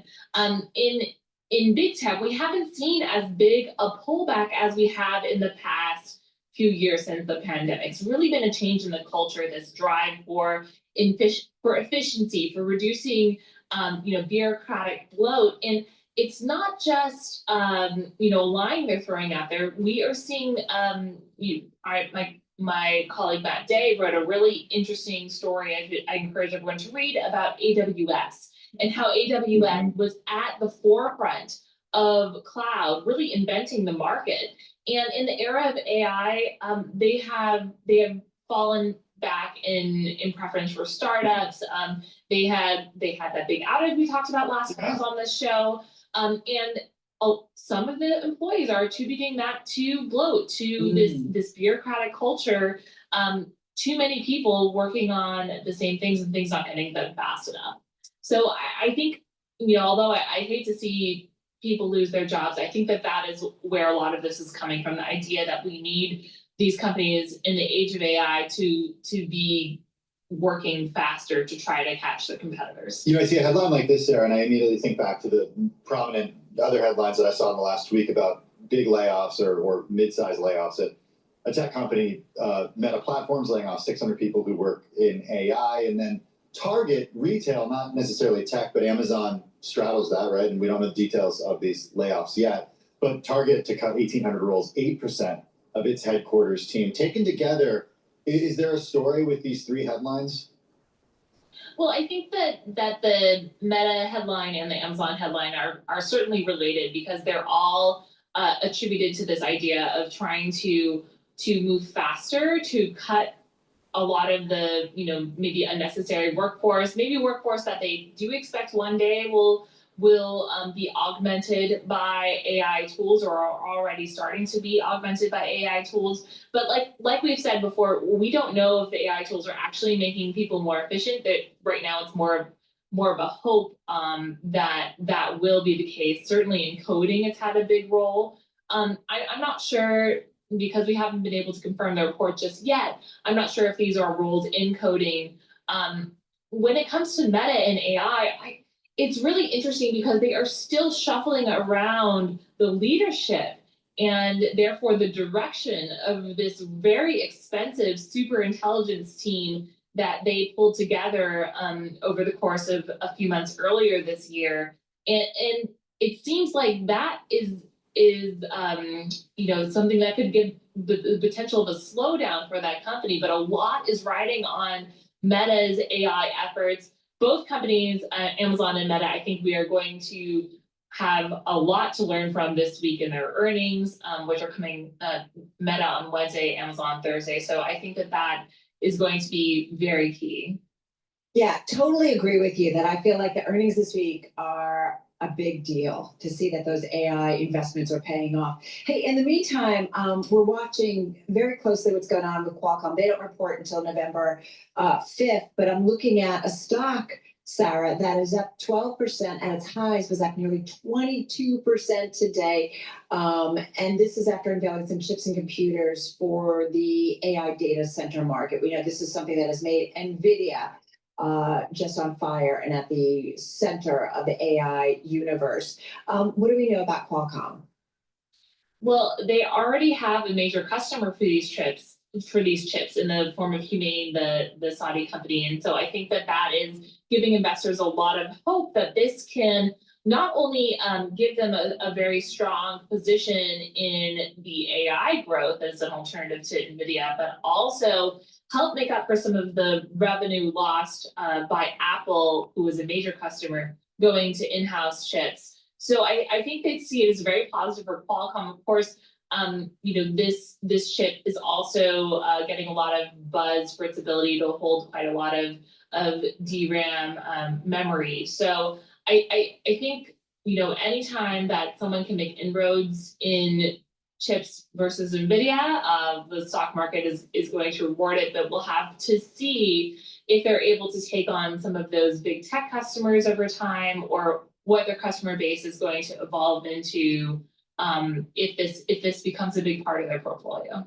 Yeah, I mean, time will tell. I mean, I was looking at our BI analyst in the Ian King story, basically saying, it's too soon to call this a serious challenge, right, to NVIDIA's dominance. Even modest share gains, though, in the over $500 billion AI accelerator market could translate into billions in incremental revenue. I mean, right, even this pie is so big and it just seems to grow at this point, Sarah, that even a piece of it or a decent piece of it, it could be a lot for Qualcomm if it all plays out. No, absolutely. There's so much data center build out happening right now and happening over the course of the next few years. I think we're going to continue to see these multi-billion-dollar deals across the US and around the world. So I think that any player that can get in on that build out it's really significant. And I think that the time is really now. Chips don't last very long once they are unveiled. They maybe last 3 to 5 years before they're obsolete. So I think for those deals that are in the making in the moment, we're very interested to see what Qualcomm's gonna cook up. All that hiring that she was talking about during the COVID days, the COVID years, and then all of a sudden in 2025, they have to do a massive layoff and it's not tied to AI. I disagree. I think that there is efficiencies that are taking place for AI, but that's not the bulk of the reason why they're laying off. They did overhire, but they should have been slowly reducing the staff back in 2023, 2024, maybe even the beginning of 2025, not the end of 2025. Why did they wait so long? COVID ended officially, around March of 2023. So why did it take so long? There's some efficiencies that are going on with AI. I think that there's also stress in the retail market, plus the expense with investing in AI. And so when you take this in a mosaic, that's, I think, the reason why there's so many layoffs. Please go to my store, the-studio-reykjavik.com, and get the multivitamin. This multivitamin has the multivitamins that you need as cofactors for enzymatic activity so your cells perform better. This is part of the foundation of my anti-aging protocol. Take this so your cells will will perform better, your metabolism will be better. This is an easy to digest multivitamin. And stack it with the probiotics. You can get it in a powdered form or a veggie cap form. A good probiotic is going to help with your gut biome, allow you to absorb your nutrients better, ease the stress of digestion, improve your immune system at the gut level, improve your metabolism, and also help for your sleep pattern. When you sleep properly, you're consolidating memory, detoxifying your central nervous system, and you'll be well rested. And if you'll notice, your skin will improve too. Now, by taking a good probiotic, get the veggie cap version or the powder version from my store, the-studio-reykjavik.com. By doing this regularly, your health will improve. It's the foundation of good health starts at the gut. Please go to my store, the-studio-reykjavik.com, get the powdered probiotic or the veggie cap version and stack it with the multivitamin. It's a very high quality multivitamin. It's easy to digest. Use discount 5 and you get $5 off any order. In addition, we're in the fall and winter season. You better be prepared because guess what? Something's circulating in your environment. Get the elderberry zinc lozenges. If you have a throat irritation, take these lozenges right away. Get a few bags for your household. I also have them in drop form. They're all structural nanosilver. You can get it in blueberry, you can get it in honey and lemon, and you can also get it in cherry flavor. Get a few bags for your household. But the moment you have that throat irritation, get the lozenges or the drops. Be prepared, have some at work, have some at home. You never know when you need it. But the moment you have that throat irritation, mitigate it right away, and it'll reduce the effects. Be prepared for this fall and winter season because it's going to be a doozy.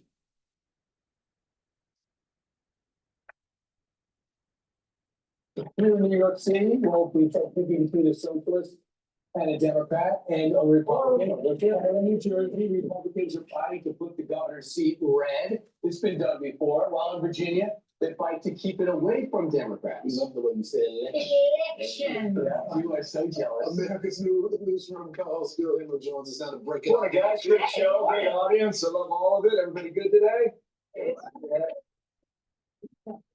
A delayed response here. I always think that elections, regardless of the outcome, tell a very interesting story for what people are thinking, what people are feeling.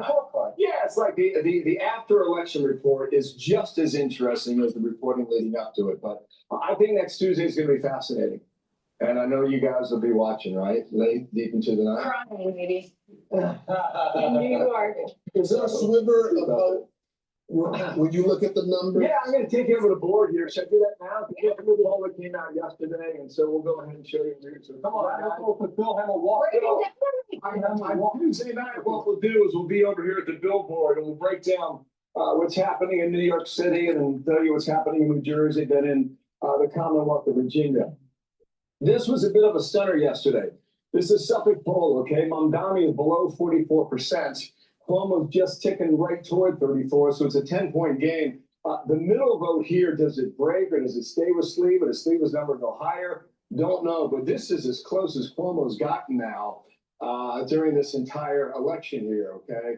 This is 2021. You want to know how Democratic New York City is? The 5 boroughs now. Talking about 8.8 million people, roughly 4.5 million registered voters. Adams had no problem beating Sleeve with 2/3 of the vote, but there's a bit of a trend going on. I'm just going to try and explain it to you the way I see it currently, okay? These are the race results at the presidential level. All right, Trump got 30% of the vote, okay? The margin in 2024. Let me do a side. Let me just go off on a tangent. I've met Bill Hemmer, all right, at multiple events, all right, for a philanthropic event that Fox News was tied to. He is one of the wussiest people that I have met in my life that is from TV networks. He in person, he is such a wuss. All right. With that, I know I went on a tangent. I probably shouldn't have. But in New York, Sliwa is going to take votes away from Cuomo, and it's going to allow for Mondami to get in. It's the same effect that happened during Bush Sr. and Clinton. Bush Sr. would have won if it wasn't for Ross Perot. Clinton became an accidental president. Clinton, even with his, Southern humor, admitted to it. He said he didn't think he'd win. And it was like, he was like a dog that caught the bumper of a car and didn't know what to do. That's how he phrased it when he won, right? So socialism, extreme ultra lib mentality is going to win out in the mayoral race because of Sliwa. Now, if Sliwa really cared about the city, he would have stepped down. Now, I understand he's he's a Republican and that, Cuomo's running as an independent and he's playing games because the primary, blah, blah, blah. But the bottom line is this. People aren't going, in New York, people aren't going to vote for Sliwa. Okay. So we have that issue. The other issue is that how many individuals are actually going to vote this season? Previous seasons, the turnout's not that great. Now this season, it probably will, the turnout will be much larger, but will it be enough where those people that are turning out be voting for Cuomo to prevent Mondami from winning? See, I'm going to vote for Cuomo, not Sliwa, because Sliwa isn't going to win. I don't want Mondami in. I don't want Cuomo in either. I don't like Cuomo. Never have. But the thing is, he's the better option compared to socialism. So Sliwa is going to take this away from Cuomo. Now, the only possibility that Cuomo can get through this and win is as if you have the elderly in New York voting for him, which is an uphill battle. Why? Because of what his stance was during COVID and the whole nursing home issue. And that working adults that aren't that are not retired, that are middle of the road, decide to go with Cuomo. Now, I think most of them will decide to go with Cuomo, but will they show up to vote? I don't know. So voter turnout is really important. Now, my take is that there's probably more working adults and elderly that if they band together, that Cuomo would come out ahead. But if the turnout's better than normal, but still low, then there's a high probability that Mondami is going to win. Because I think the younger turnout for Mondami is going to be pretty extreme.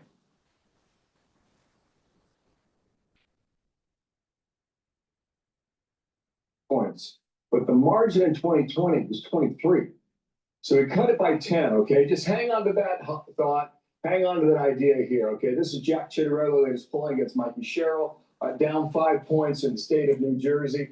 This is where Chittarelli was 4 years ago. He lost by 0.2 points.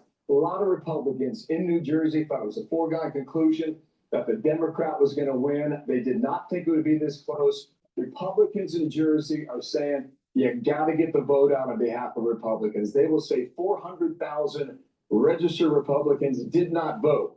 Jack Chittarelli is coming up on a news program with Dana at the top of the hour here. We'll talk to him about that. Remember the trend now, right? In New York, do you see a shift toward the right in some of these states and some of these races? Here's Trump against Harris in New Jersey, lost by 6 points. But 4 years prior, he lost by 16. So we cut that margin by 10. Also, there's a similar trend here in New Jersey. Glenn Youngkin and whatever Terry McAuliffe 4 years ago, he can't run again based on the state constitution. Winsome Earl Sears is the Republican running there against Abigail Spanberger. He won it by 2 points, but this is what happened at the presidential level. Trump didn't win this state either, okay? He lost it by 5 points, but in 2020, he lost it by 10. right? See it, like all three races I'm showing you, the Republicans got closer on their margins, and we'll see ultimately whether that affects the outcome next Tuesday night. So come on back here and you guys can fire away any questions you got, or we can go to the audience, or. Yeah, we're gonna go to the audience. Bill, good job. Nice to Thank you. break down the three big races. I think we got Jack in the audience that has a question for Bill Hemmer. Where's Jack? Hey, Jack, stand up. Is Jack Chitterelli in the house? Right. Okay. Okay. Okay, does anyone else have a Does question? anyone have a nickname, Jack? Yes, sir. Listen. In Michigan, there's been a lot of focus on the New York and New Jersey races. Are there any other races across the country that we should be keeping our eye on? I think at the local level there'll be a few, but the reason why we focus on these is because New Jersey and Virginia have off-year elections. So every 12 months after we elect a president in the White House, they'll hold a governor's contest in their states. It gives us a measure of how the president in office is doing. Oftentimes, like in the Commonwealth of Virginia, they'll vote against the party in power. Part of the reason why Youngkin won. Remember when Youngkin, when they had that election in Virginia, that was only 2.5 months removed from the Kabul disaster. And so that was seen by many people as a referendum on Joe Biden. How about, Proposition 50 is also intriguing, isn't it, out in California? Out in California, they're gonna vote as to whether or not they're gonna gerrymander the states. And I don't know how it goes. It looks like, it's hard to poll California, vote or no vote, but if they pass it, then Gavin Newsom as the governor has the opportunity to counteract a lot of what Republicans have been doing in states like Texas, which could offset things in the House of Republicans. Bill, what's the truth about Mamdani? Will he have the ability to do all the things he's saying he's gonna do? Well, free, me, right? Gotta go through Albany, I do believe. That's the way it's set up here. For bill cancellation day, we must unfortunately. There's another story here. I don't think a lot of people have voiced this, but I'll just throw a theory out there. I believe if Mamdani is the winner or if Cuomo is the winner, we've yet to see ICE come into the 5 boroughs. We did see Homeland Security about 10 days ago. They raided a few guys down in Canal Street selling these fake handbags, and most of them had criminal records in the past. The possibility here is that Kathy Hochul has said. This is the problem that I have with these talking heads, especially if they're just a bunch of wusses like Bill Hemmer. Not one of them has talked about the lessons learned from the Republic from Plato. Not one of them says anything about how Mamdani is antithetical to the Enlightenment by John Locke. Not one of them says that, you know what? The issue with the ultra-liberal and this democratic socialism is that they want to take away your property rights, which is antithetical to our founders in our Constitution. The reason why we have the Bill of Rights is to protect our property and, of course, our other inalienable rights. But the thing is that these people, they're not smart. That's why that's why they're a journalist. Journalists, most journalists are stupid. They're not engineers. They're not scientists. Most of them are stupid. And there's a bigger philosophical problem that's going on here. There's an erosion of the Enlightenment. Now, if we lose that, you're going to go into a fucking dark age.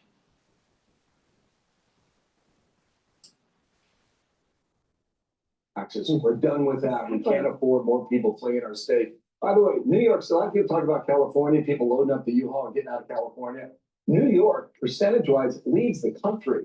And the number of people who have left the Empire State, she doesn't want any more of that. And she made that clear the other night. She's the rich side. Yeah, on Sunday night, you're right. She, however, could come under enormous pressure from the progressive left, depending on how Mamdani governs. And you don't know, like over time, does he wear her down? So keep an eye on that. Back to the whole ICE story.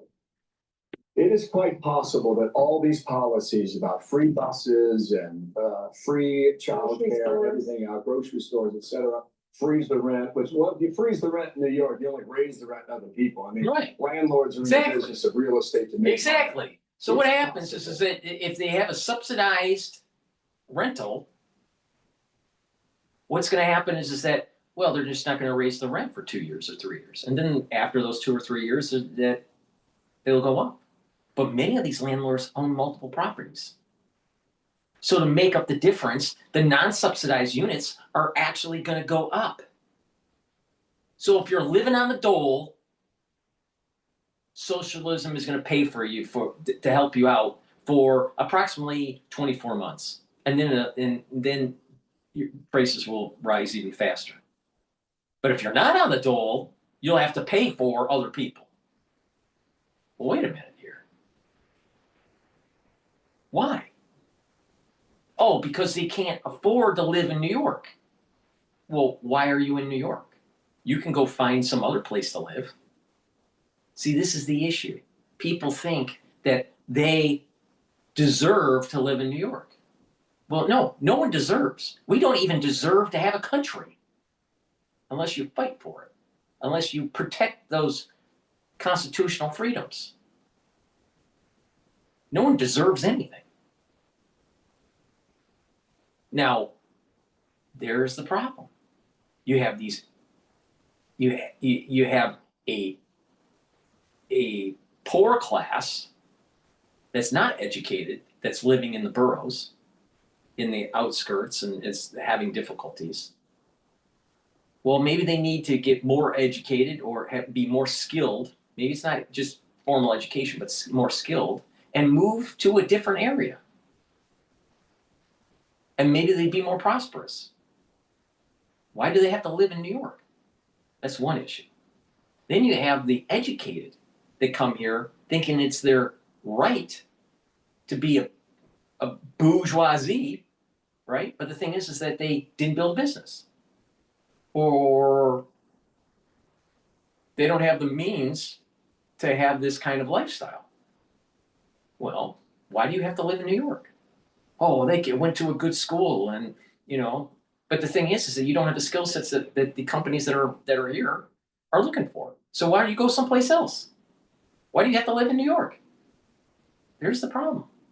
You have the educated that don't have skills, that can't get a job, that are pushing socialism in New York to take away from people that did the right thing and have skills and have a job.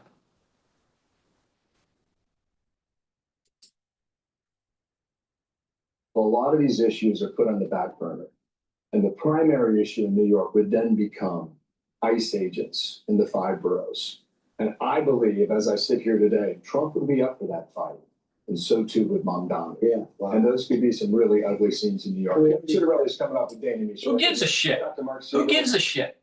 They're here illegally. If you're here illegally, get the fuck out. It's that simple.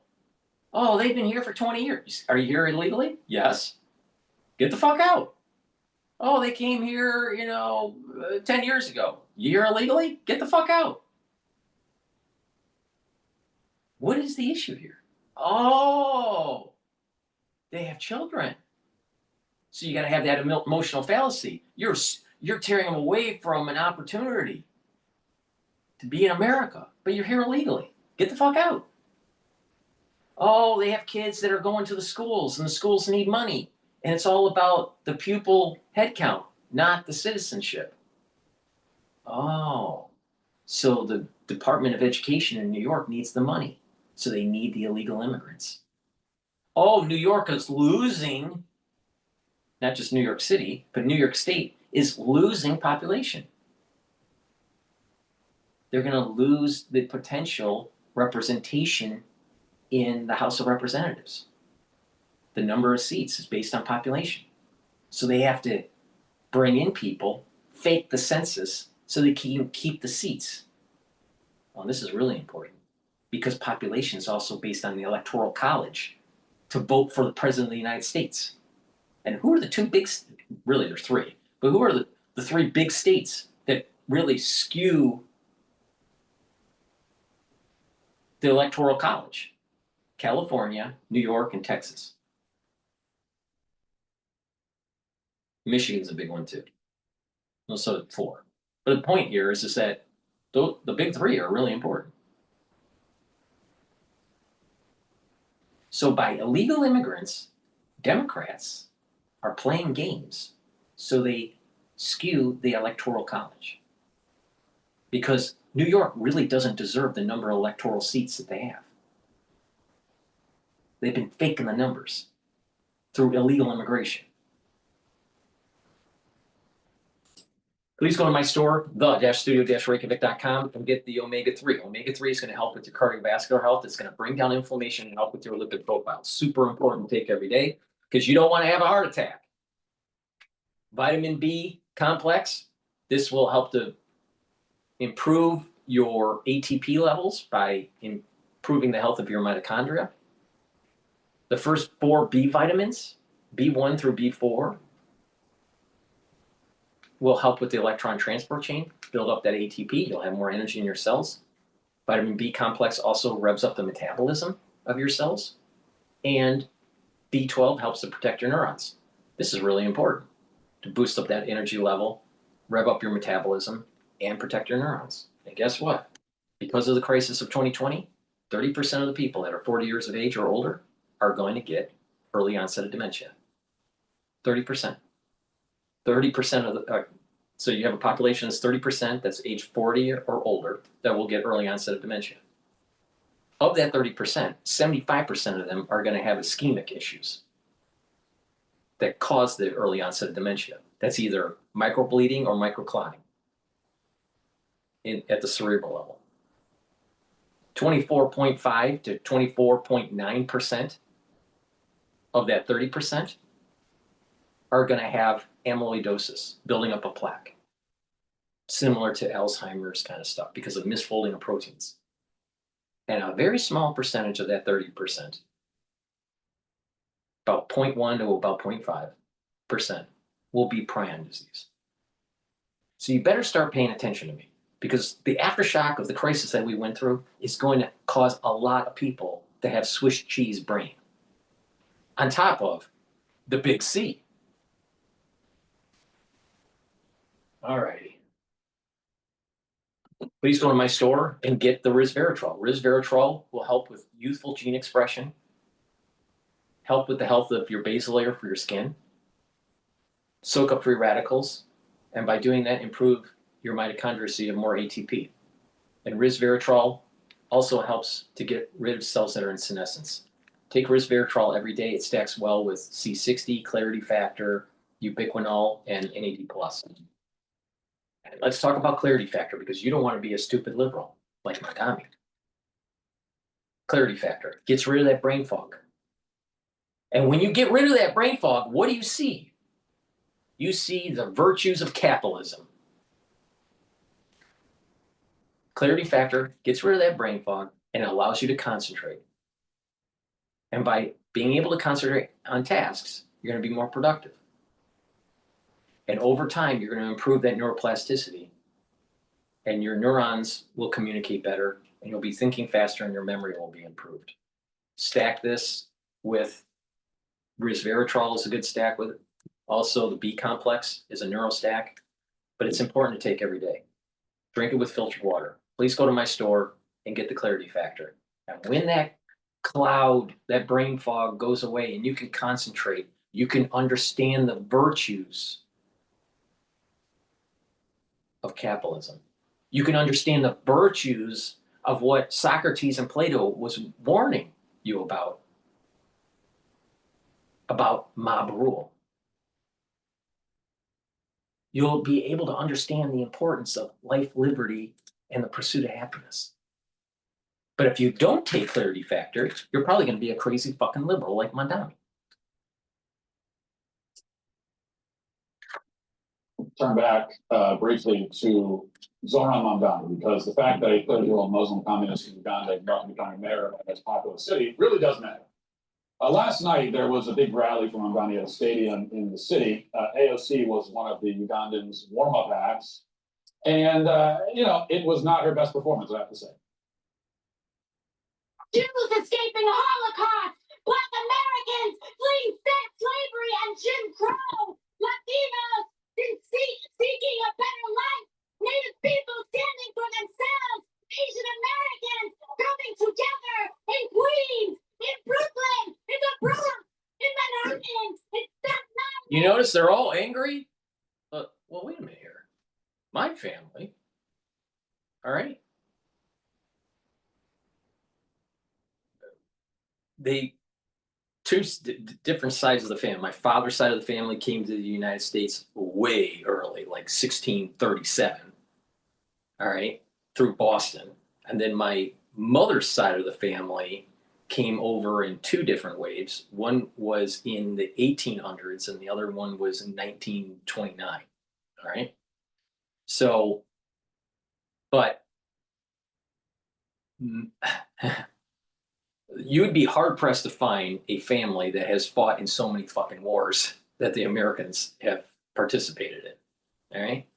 So, my family, all right, they fought in World War II. My grandfather was a CB in the Navy during World War II. My great uncle was part of Airborne, shooting fucking Nazis for a living. And then we had some, other uncles that were in the Army and in the Air Force. I think one of the uncles passed away in the Air Force during World War II, but I don't know all the details about that. But the point here is that this is a person that comes from a pedigree that fought in almost every single fucking war that the country has been in, going all the way up to, or served during the era, going all the way up to Iraq. Almost every fucking war, including the revolution. Now, I don't know what the fuck she is talking about, because I don't understand why people are in this country illegally and they get better benefits they get more benefits from the government than people that are here legally and that are in need. Let me give you an example. You have people that are here illegally with a family member, and they are getting support from the government and from nonprofits. And when you put that together, it's what sustains them. They're here illegally. Now, look at what's happening with our veterans, where they're not getting the health care that they need, or the housing, or retraining for work, and they're living on the streets. And yet they fought in our wars. How can we allow for that to happen? What about a citizen, an American citizen, elderly, choosing between eating or taking their medications? And guess what? This is happening a lot. A lot. Or they cut their medication. And they don't realize that when they reduce their dosage or they skip a dose, that it actually is causing more problems with their heart. It happens a lot because they can't afford it. But yet they're an American citizen. But you have an illegal that gets all these fucking benefits while our veterans and our elderly are not? That's wrong. That is wrong. So we got this out of control, angry bitch that's part of the Democratic Party, but not just part of the Democratic Party, part of the ultra left Democratic Party.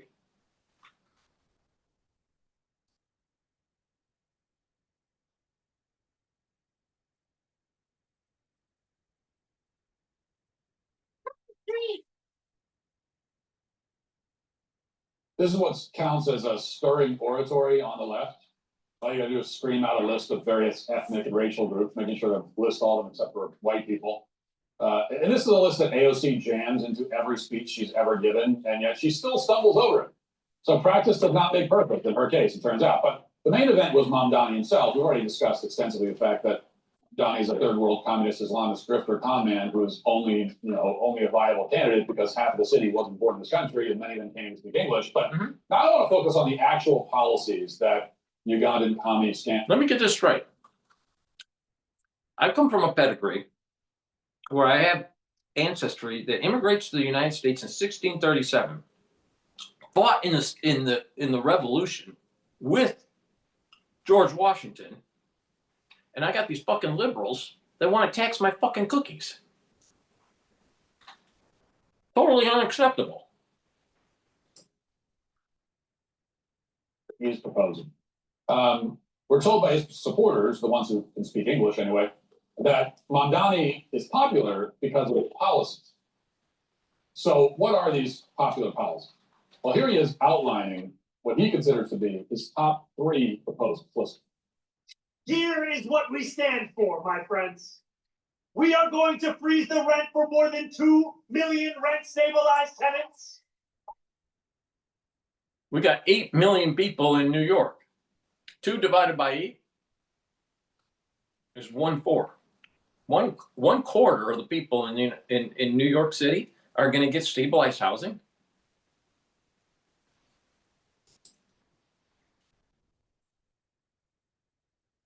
And use every resource at our disposal to build housing for everyone who needs it. We are going to eliminate the fare on every single bus line. And make what— Let me get this straight. So you got homeless people sleeping on the bus now? That's going to turn out really well. I remember during my good old days for pre-med at Fordham University, I'd have to wake up early in the morning, go to the lab, chemistry lab, and I'm taking the 405 train and going towards Grand Central, and almost always there'd be this homeless person, you know, laying on the bench in the train. And many a time, not every time, but many a time, they'd be taking a shit in the corner of the train cab. That's New York for you.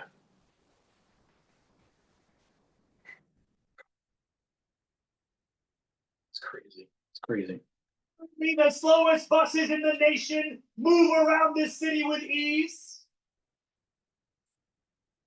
And we are going to create universal childcare at no cost to parents.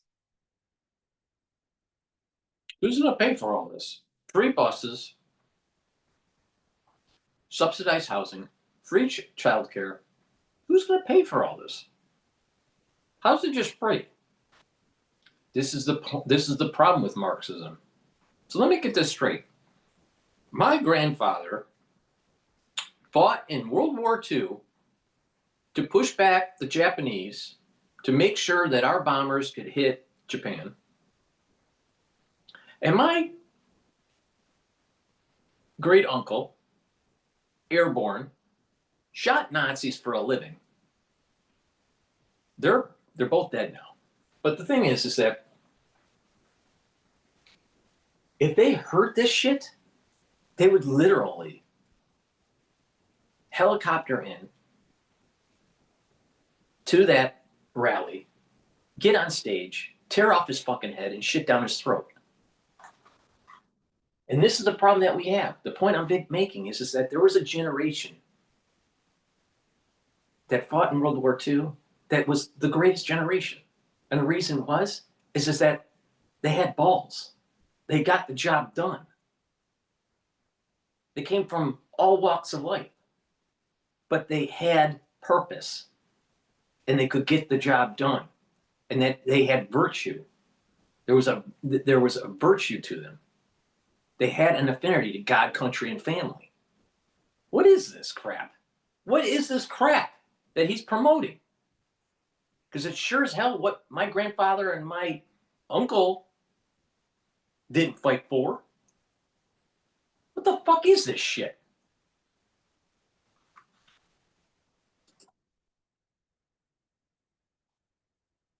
So New Yorkers can raise their family in the city they love. Together, New York, we're going to freeze up. Together, New York, we're going to make buses. Let me get this straight. So you can live in the city you love well, wait a minute, why do you deserve to be here if you can't afford it? See, this is the problem with the intelligentsia. Go to a decent liberal school, which he did. He couldn't get into Ivy League. But the thing is that he came from a well-to-do family, doesn't have any job experience, and he's going to push Marxism. This is a classic theme with these people. Overly educated, liberal arts education with no real skills, no real job prospects, run for office and tell every stupid person out there that you're going to get things for free. And this is the warning that Socrates and Plato said. Beware of the plebs, because they're stupid.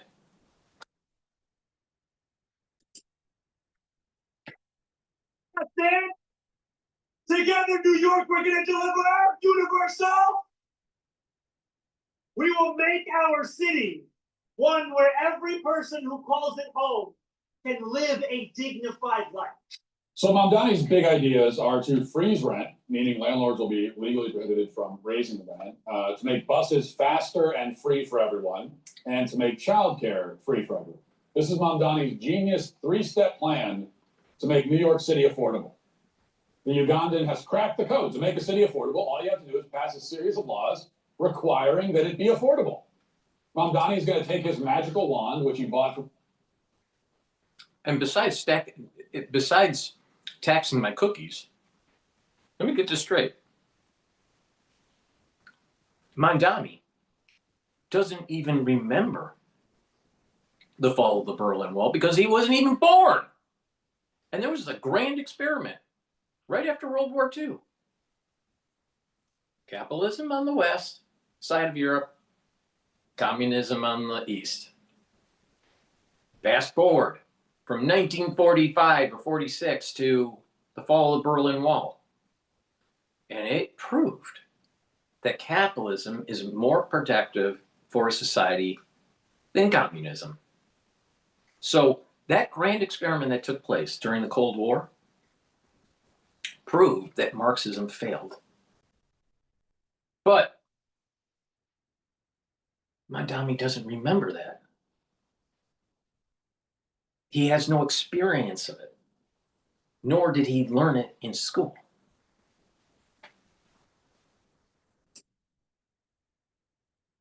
Ugandan witch doctor by trading two goats and a pineapple, wave it around, and make everything free and good and wonderful and faster. The buses will not only cost nothing somehow, they'll even be faster. So that's all. This is crazy. I never knew. All it takes to make stuff affordable is for someone in government to go, hey, things have to be affordable now. Hey, all you better make things affordable. All you have to do is shout at the housing market and say, be affordable. And it will be. Mamdani doesn't understand the invisible hand of Adam Smith. And that if you work hard, have some luck, and persevere, you'll have a more productive society. Oh, but he wants everything for free. Well, who's going to be controlling the freebies? Ooh, the intelligentsia. So what happens is that when people buy into this crap and they stop trying, the society starts to devolve. And you have these group of people that are running the towns, the cities, the states, the countries. And eventually what they do is they live an opulent life while the plebs are worse off because they can't find jobs because the capitalists went away. Isn't this what Ayn Rand said about Atlas Shrugged? Ayn Rand said, you keep on pushing socialism and the producers, the capitalists, are going to leave. They're going to go find an island somewhere. And guess what? All of a sudden, everyone doesn't work. People can't get clothing because it's not made anymore. Things start falling apart. And eventually you go into the dark age. Socialism never works. Never.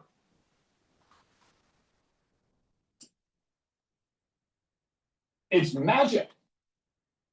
Now, if you've been paying attention to the history of Western civilization over the past 200 years or so, you'll know that all of these proposals have been tried many times before, and they've all failed. Every time, in every place they've ever been implemented.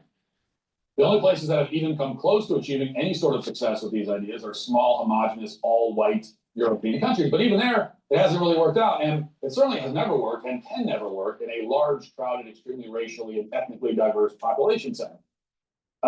And that is all that should need to be said. But that would make this segment too short, so I'll keep talking. So let's take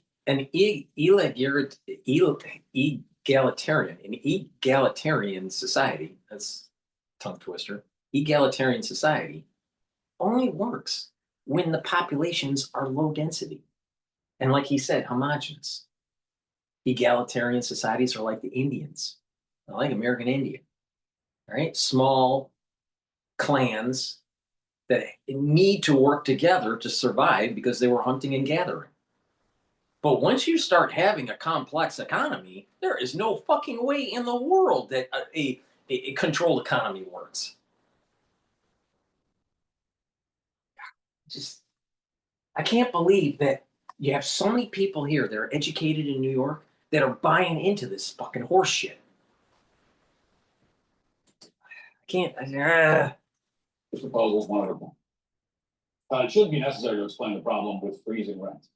Only someone who is, and I mean this in the medical sense truly, but only someone who is mentally retarded could ever think that you can make housing affordable by telling landlords they can't raise the rent.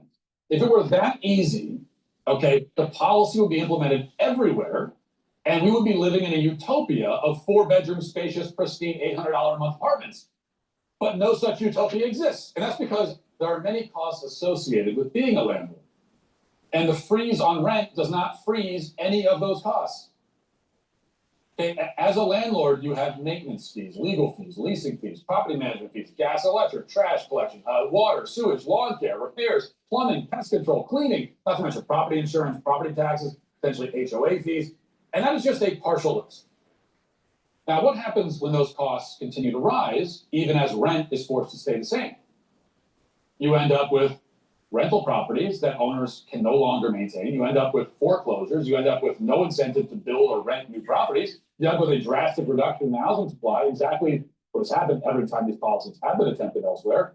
So to review, by freezing rent, what you get is fewer rental properties available, and the ones that are available are in worse condition. So, congrats.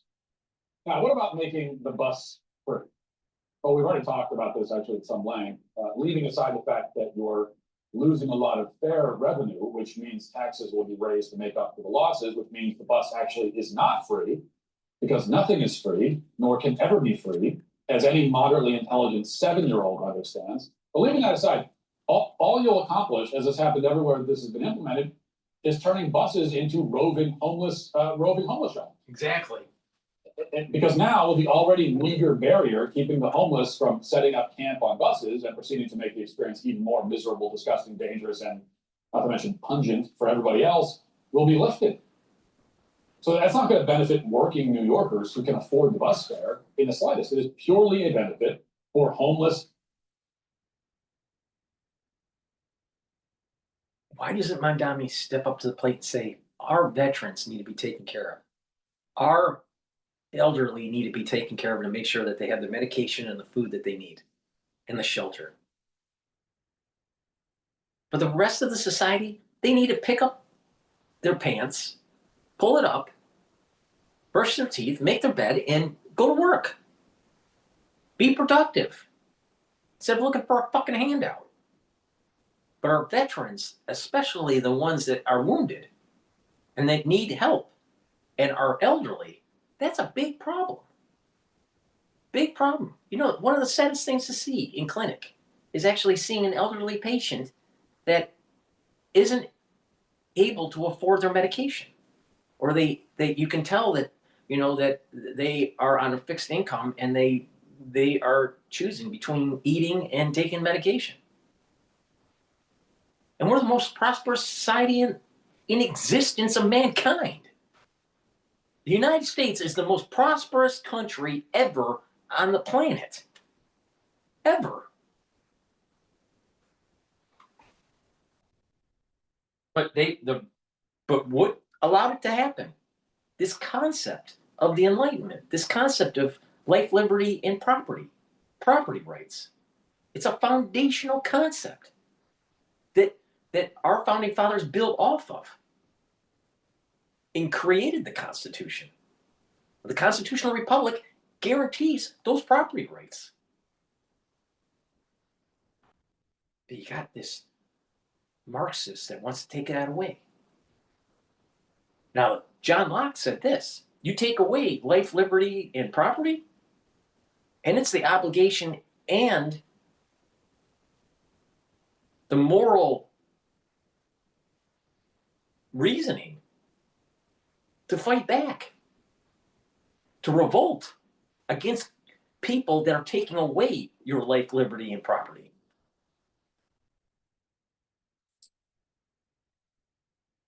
They've cracked out vagrants. As it happens, most of Mamdani's policies are tailored primarily for to that demographic. Exactly. Universal child care is by far the worst of these disastrous ideas. And let's leave aside again the fact that it is catastrophically expensive. There is no such thing as free child care. You know why? Because the child care providers are not slaves. You have to pay them. They cost money. And so it's not free and can never be free. I said before that nothing is free. There is one exception to that. Something can be free with slavery. Okay, so if you really want free stuff, then we got to talk about having slavery. That's the only way to do it. You want free stuff, you want to get things for free, you want free childcare, you want free this, you want free that. Well, the one way to do it is slavery. Slavery isn't free either. You have to house the slaves, you have to feed the slaves, you have to clothe the slaves, right? Even slavery isn't free. You could have free buses, maybe, if the bus drivers are slaves and the buses are maintained by slaves, then you could have probably have free buses too. So that's the only way. So when you talk about you want stuff to be free, I can only assume that what you're making an argument for is to bring back slavery. But if you don't want slavery, then there is no such thing as free. So get that stupid word out of your stupid mouth. And realize that someone has to pay for it, because we have to pay for the labor that goes into this. All you're doing is shifting the cost.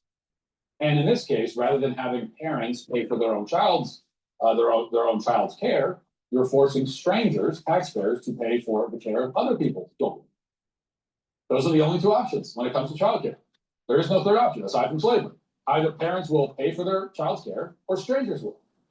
And call me crazy, call me cruel, call me a mean old guy who lacks compassion, but I tend to think that if anyone should pay for your child's care, it should be you.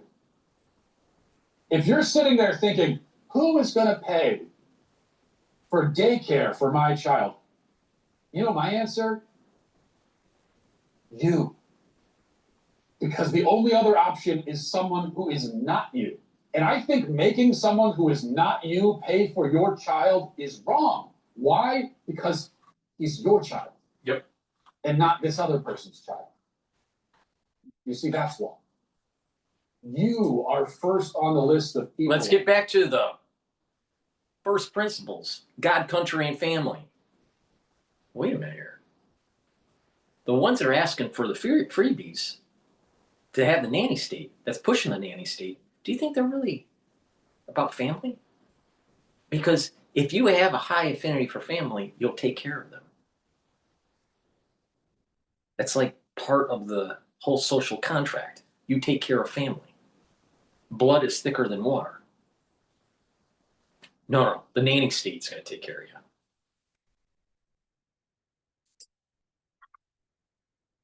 Who should be on the hook? Who should pay for your child's babysitter? You. Not Jim down the street. Not me. not anyone else. So to me, that seems like the simplest and fairest, and also by the way, by far the cheapest option. And then they're gonna say, But well, even we need to have the free health care so they can go to work because it's so expensive to live in New York. Well, wait a minute. Why do you have to live in New York? Why can't you go live someplace else? But this is the city we love. Why do you love it so much?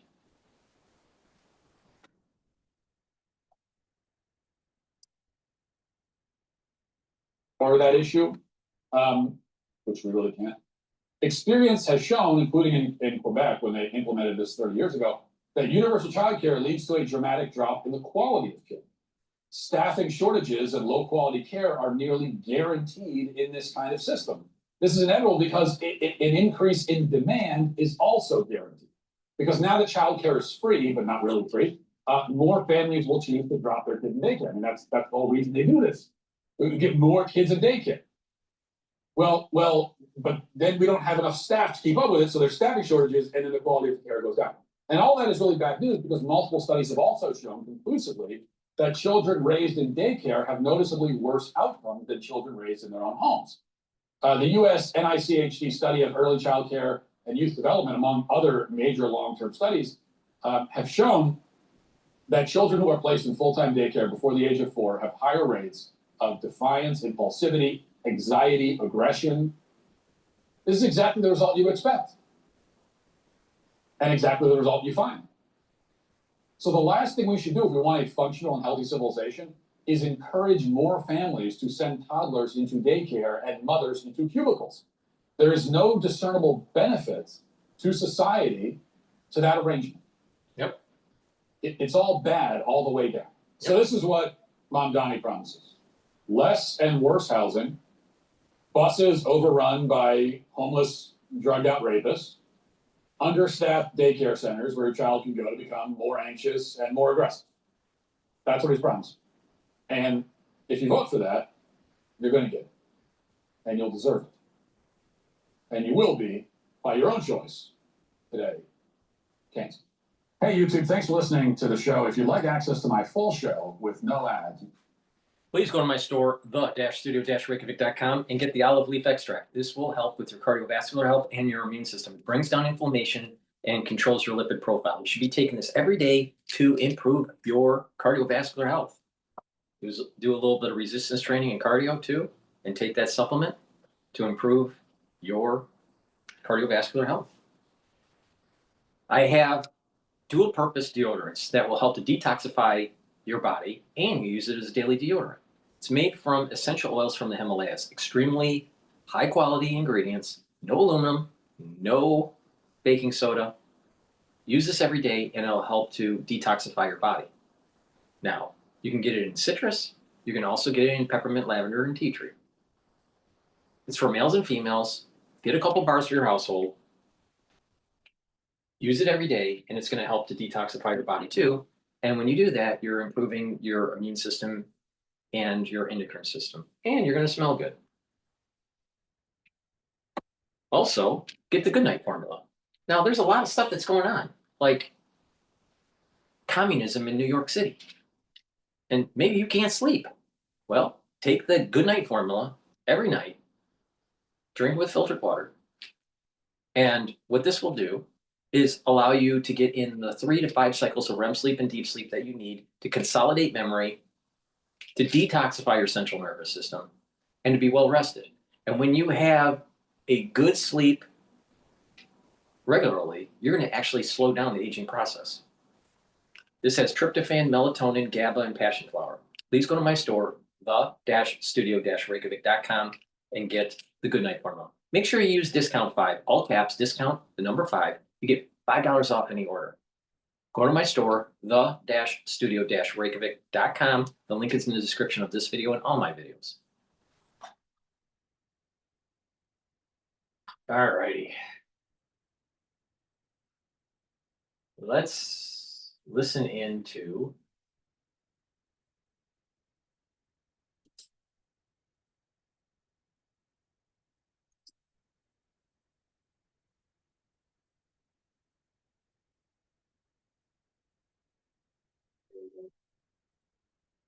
I want to listen into the Hill about this layoffs from Amazon.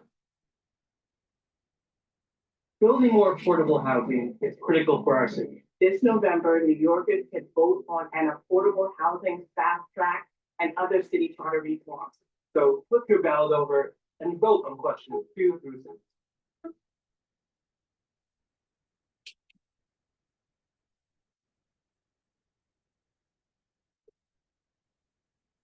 Amazon is going full speed ahead with laying off a chunk of its workforce. The company said Tuesday that around 14,000 employees will actually be let go. Now, Amazon says the reason for the layoffs are to trim bureaucratic bloat, make their company leaner, and to invest in artificial intelligence. The company said in a blog post, quote, "This generation of AI is the most transformative technology we've seen since the internet, and it's enabling companies to innovate much faster than ever before in existing market segments and altogether new ones. We're convinced that we need to be organized more leanly with fewer layers and more ownership to move as quickly as possible for our customers and businesses." I wonder if the person who wrote that is going to lose their job too. Probably, that's what That sort of thing ChatGPT do is write the statement, the bland statement we just read. Reuters is reporting that the tech giant could be laying off up to 30,000 employees, largest cut in the company's history. Amazon has more than 1.5 million staffers globally and is the second largest private employer. As far as tech and corporate employees, the company has about 350,000. Some social media users were not happy about the announcement. Executive Director for Campaign for New York Health, Melanie Diargio, wrote on X, quote, "Amazon receives billions in tax breaks while reporting billions in profit, and while replacing 600,000 jobs with robots. The only thing that ever trickles down is the exploitation." Others, however, have tried giving a more practical approach to the inevitable job market transformation. Mark Cuban went on tech podcast TBPN advising young students, quote, "Companies don't understand how to implement AI right now to get a competitive advantage. Learn to customize a model, walk into a company, show the benefits. That is every single job that's going to be available for kids coming out of school." Yeah, we have very little time to discuss this because we've been going hard on some topics today, but I agree with Mark Cuban. Look, these are, by the way, this is the jobs being cut here. This is actually not people working in Amazon warehouses. This is middle. A lot of the conversation was who's going to pack the box. Right. So far, still mostly people. Okay. This is middle manager, corporate tier people who, I'm sorry, don't go to school to get a degree in writing a press release. Don't do that. That's not a good job. That is the easiest thing for AI to take your job, is if your job is to write press releases. Like very basics, comms functions. I don't want to scare people. The only middle manager job. You're getting cleaned out. If you have a vague sounding corporate job where you're just kind of overseeing but not really directly managing a product, AI is replacing that. If your job is to send emails or schedule meetings, AI is replacing you. You're done. Don't do that. But here's the thing. Reality. So as much as I would like to be smart, like I told you, effective with money, I think like the fact that AI works 24/7, there's no sick days, right? There's not really a salary because whatever it just costs to use that technology. Like you are now taking the competition out of the market for people who do these different type of roles. You're not making it a competition. Well, you're making it fiercer. No, it's almost like when people argue like you're not one of these people, but who don't want migrants at all because their labor is cheaper, so now they're bringing the cost Right. out. I want migrants because I want to lower the cost of the. No, but now AI is going to come in and do these middle manager jobs, and so now middle managers across the world get paid less because Amazon, who we made $1 billion company, all Americans by using. I mean, most of us use this. We made it by it being better. Yes, but we also use it every day. They got us addicted to it now. They're like, no job. Well, that makes it sound like it's not addicted to it. Like addictive, like it's better. No, like I get nail polish, I need nail polish remover. I get that, like. Yeah, I don't think there's anything wrong with that. It has massive. We supported you as Americans, and now just cut all of our jobs. Nobody gets to work. You lose your job. You lose a job. You lose a job. Well, no. What about the emotion? I'm a little more emotional than you, Robbie. I feel like they need to really care about the emotion that goes into emotion. There's no room for emotion in business. We must dispassionately put profit and lower prices first, and firms that do that succeed, and firms that get emotional fail. And that's just the way it's gotta be. I don't know. This is my emotional. That does it on Rising Live. Look out for more exclusive YouTube content coming your way all day today. Be sure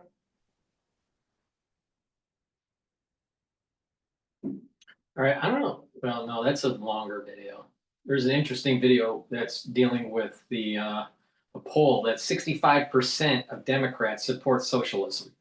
I'll tell you. Just, again, you can't make this stuff up. It's crazy. It's absolutely crazy.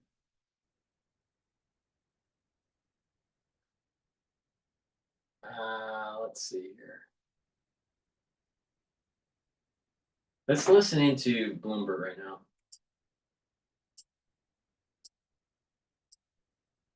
Oh, the market is faltering a little bit today. The S&P 500 is trading at 6,872 at the moment.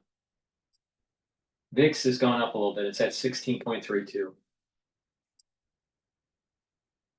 An indicator of stress, and really as it drags on, we do sort of amp up our monitoring, particularly on some portfolios like, you know, Garveys that are issued by some transportation entities. We're looking at other, you know, bonds that are backed by federal payments, whether that be federal leases, where they might be leasing space in a particular commercial office building or something like that. Okay, I'm gonna play a video by CNBC where they interviewed Bill Gates about AI. But before we do, please go to my store, the-studio-reykjavik.com, and don't be a crazy liberal, okay? Be a capitalist. Get the digestive enzyme complex. This will help to break up and digest proteins, carbohydrates, and lipids. Reduce the load on your pancreas, which is super important. When you get older, your pancreas doesn't work as well, no matter how healthy you are. All right? Taking digestive enzyme complex is super important to help you to digest your foods properly and to reduce that load on the pancreas. This also has bromelain, which helps to break up clots because it's fibrinolytic. And this digestive enzyme complex has the proteolytic enzymes that you need to break up glycoproteins. This is the reason why I said, take the digestive enzyme complex during the crisis of 2020. Because the spike is made from glycoproteins. And, you know, you want to reduce clots. Remember that issue, right? So it behooves you to take this every day to help with your digestion, but also during the fall and the winter. Why? Because guess what? More people are going to get clots. And more people are going to be exposed to glycoproteins. Myotrol. Myotrol will help to build muscle. When you get older, once you hit about age 40, your genes don't express the same as when they were younger. It's called methylation of genes. Your genes shut down or express less. To help express genes to build muscle and to maintain muscle, you need to take Myotrol. Do some resistance training. The flavonoids, polyphenols, and lignans that are in here will help with the gene expression to build muscle. And that way, you're reducing atrophy, you're building muscle, and you're slowing down the aging process. Myotrol will also help with your mitochondrial health, so you have the energy to build and maintain muscle. This is super important to take if you're 40 years of age or older. Make sure when you do your resistance training to build your back muscles. That's an underdeveloped area of your body. You really need to build back muscles to help you into your geriatric years. That way you have better posture. And with that better posture, you're going to have better lymphatic flow and better venous flow. In addition, by building up more muscles in your back and doing resistance training, you're building denser vertebrae. Super important. See, if you look at people that are getting older, what happens? They start shrinking. Their spine starts to go down. The musculature starts to weaken. They start to lean forward. Well, if you build your back muscles, your posture improves, your bone density improves, and that whole musculature at the different levels, right? You have different muscles in your back. You have internal muscles, and then a mid-range muscle, and then outer muscles that are more closer to the surface. But when you're working your back muscles and do lots of different exercises to build back muscles, you will notice that you are healthier. You're slowing down the aging process by just doing that. See, most people, they're so focused on, maybe curls and the core, but the front core or legs. But they don't really work their back, if you notice. Most people don't work their back. And that's an area where aging starts. When you get older, you start pulling a muscle in your back, and then all of a sudden you can't move around very well. Well, if you have strong back muscles, that doesn't happen. So take my advice, because I know what I'm talking about. Go to my store, get the Myotrol, do resistance training, and make sure you build up your back muscles. Use discount 5 and you get $5 off any order. And with strong muscles, you'll be able to fight the socialists even in your geriatric years.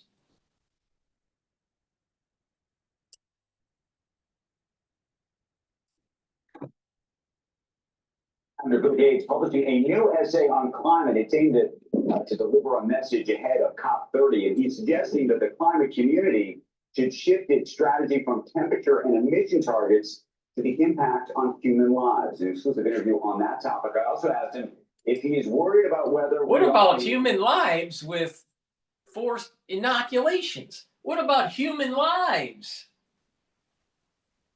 with artificial food? Bill Gates, I'll tell you, that guy just needs to just die.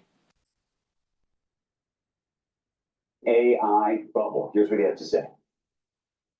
We need to define bubble. If what we mean is like tulips in the Netherlands, that they eventually looked back and said, what the heck? There was nothing there. Those were just tulips. No, that's not where we are.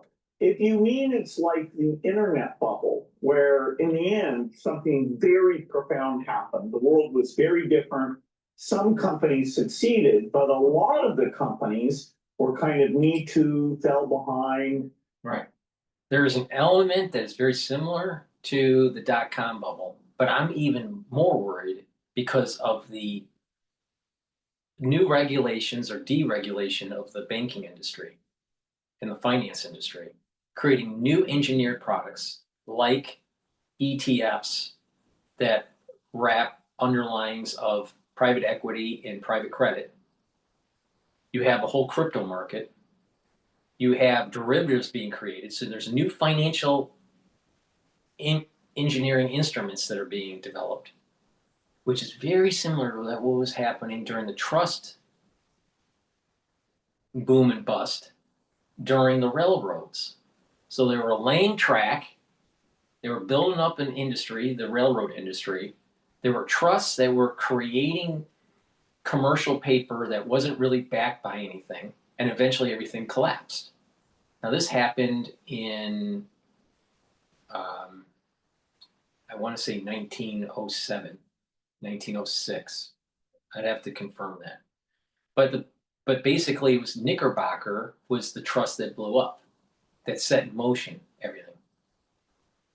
I have a feeling that AI, because of this huge build out with the servers, is going to be more like the trust boom and bust during the railroad years in the United States than the dot-com bubble because of the financial engineering. Now, I could be wrong, but there are similarities to the dot-com bubble because it's tech, right? But if dot-com bubble does burst and it affects the economy much worse, I'm sorry, if the AI bubble bursts, let me rephrase it. If the AI bubble bursts and it affects the overall economy much worse than the dot-com bubble, then it's more like the trust bust, the boom and bust during the railroad years.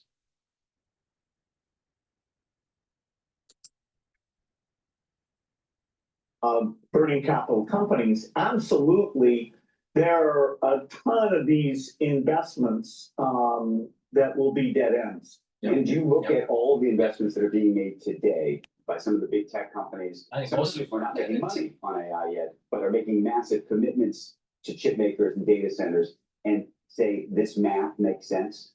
Right. And this is the worry that I have, is that there's a systemic, if it's what I think it will be, like the railroad bust, then there will be a further systemic problem that happens in the economy.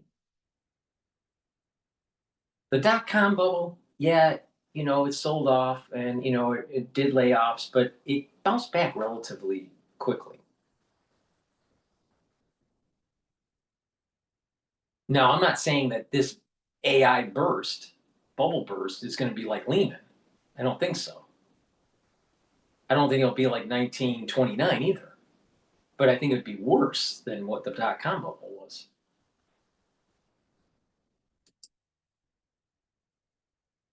Biggest technical things ever in my lifetime. I mean, it is so profound, and therefore its influence is hard to overstate. And the economic value, this is basically intelligence, you know, where you can get medical advice, so you can get a tutor, or you can get somebody to help you design drugs. So the value is extremely high. Just like creating the internet ended up being, in that, very, very valuable. But you have a frenzy, and you know, some of these companies will be glad they spent all this money. Some of them, you know, they'll commit to data centers whose electricity is too expensive, you know, that it can be done overseas, or they'll buy a generation of chips and you know, they won't have captured all their value before the next one comes along. But you know, if you want to be a tech company, you don't get to say no. You know, let's check out of this race. What do you think the public appetite for this is ultimately going to be? And I ask because I think there's concerns about two things that are happening right now. One is energy costs. So there's a whole bunch of places where people want to put data centers, and you know, the community says, no, we don't want this because we don't want to have to spend more money for power to power our own homes. At the same time, they're worried that if they actually are successful, they'll also lose their jobs. We need to put things like terra-powered nuclear reactors in places where it's very clear that you're not raising the residents' electricity bills because that's being put in there. Historically, nuclear was done in a way that the utility bore a lot of that liability.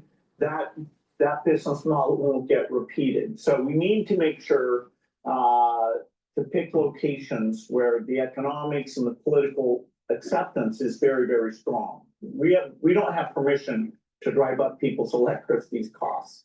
You know, in terms of the jobs, this is going to take some period of time. But yes, although it hasn't been seen in large numbers, over the next several years, there will be some impact on the job market. Nowadays, when you say that, some people are like, "Oh, how can you say that? Isn't that going to slow the U.S. down in this race?" But it's only honest for people to speak frankly about the fact this will have a big effect on the job market. And of course, Gates is a longtime capitalist, so I talked to him about the industrial policy coming from the White House, including the U.S. taking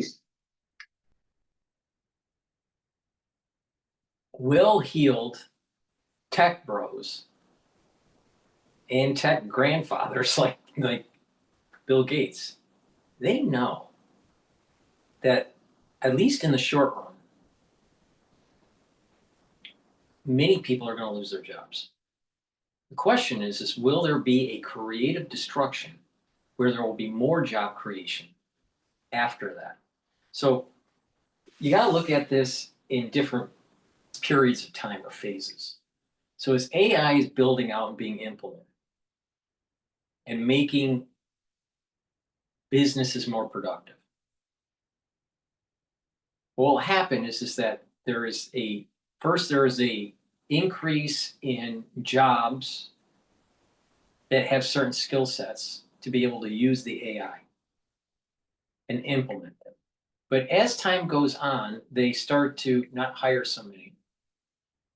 It becomes codified within the company, because companies that are starting to implement something new, they usually throw more money at it and more resources. But once it's stabilized, they start pulling back. So what happens is that first phase, there's CapEx and hiring of people to manage those projects.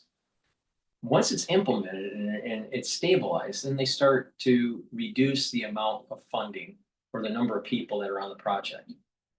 And some people that are on these projects aren't interested in just maintenance. They want to start something new and they go to a different company or maybe start a new business. But the thing is that what you'll have a period of time where people are upskilling and getting jobs. Look at what's happening with Meta, right? And then all of a sudden they lay them off. But I think Meta is poorly managed, but that's a different story. But you have this phase where it's being implemented now, then you see the efficiencies, you don't need as many people, you may keep the staff on, but you're not hiring new. So the people that are trying to enter the market, the job market, that are fresh out of college are having problems. We're seeing that now, right? And individuals that are older that have lost their job can't get in. So they've stabilized the number of people that they really need in their organization. Then all of a sudden a recession happens and they further cut and they find ways to use AI to not rehire the individuals that they laid off. Now we're not at that phase yet. We have to wait for the recession. And when the recession happens, or a depression, you either have structural unemployment or cyclical unemployment. Structural unemployment means something has happened to the economy and the jobs aren't coming back. And you have to find other means of employment. So there's a structural change that took place with the industry, the economy, or just that company. Another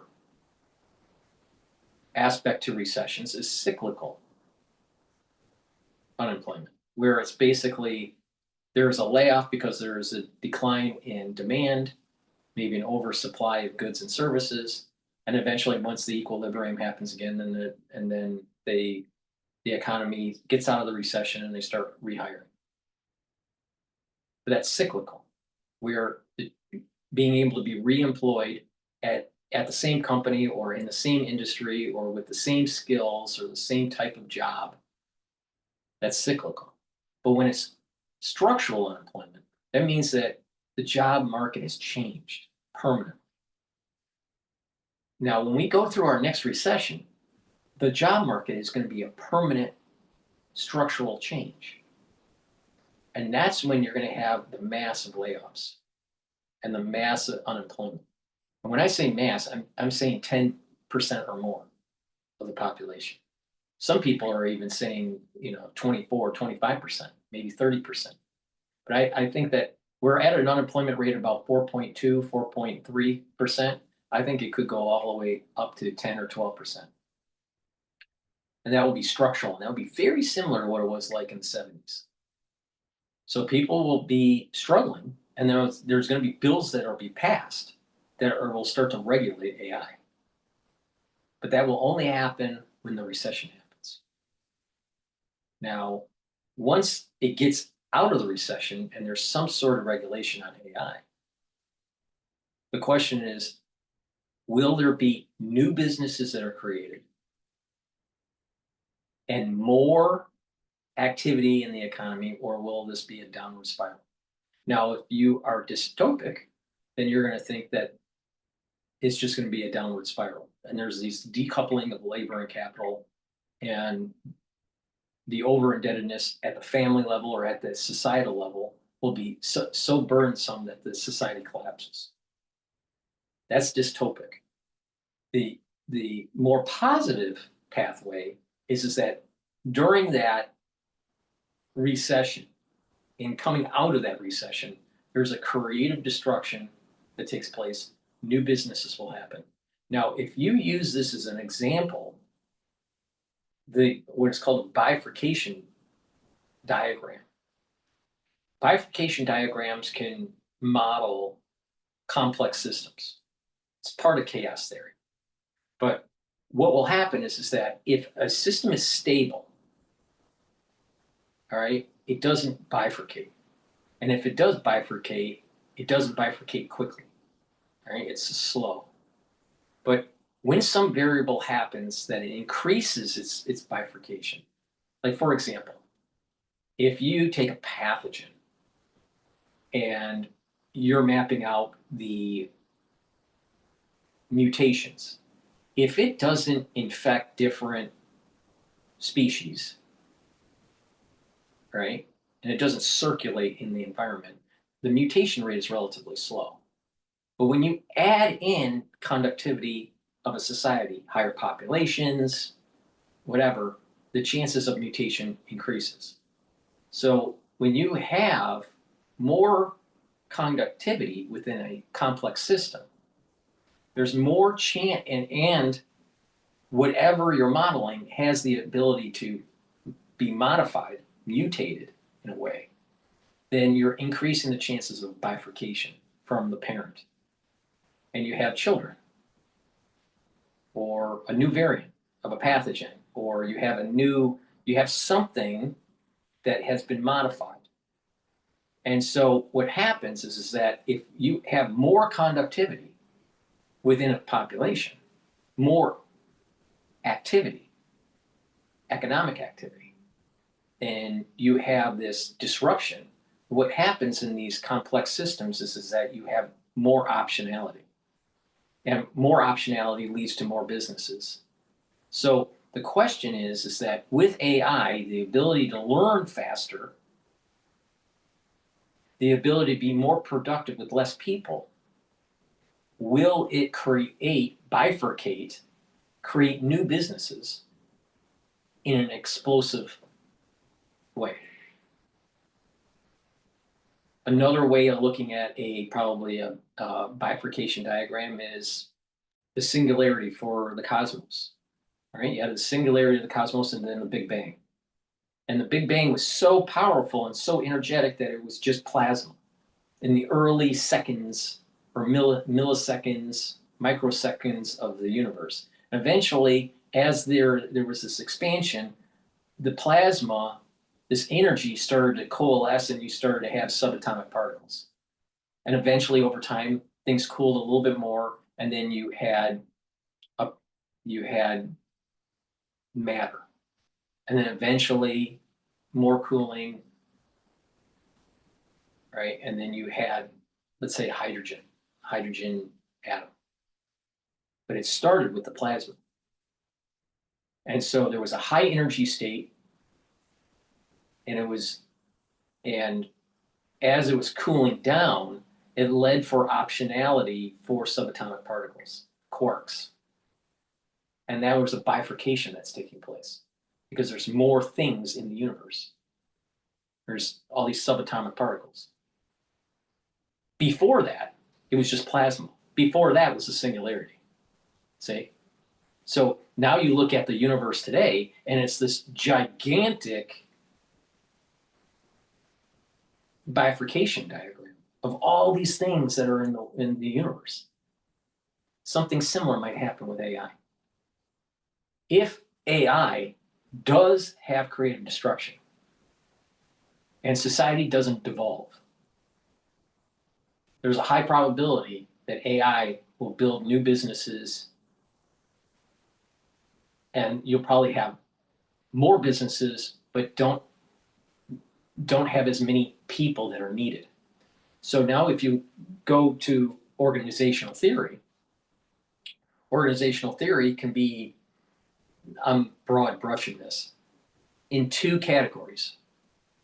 You have an organization that is coarse or fine-grained. So coarse-grained or fine-grained.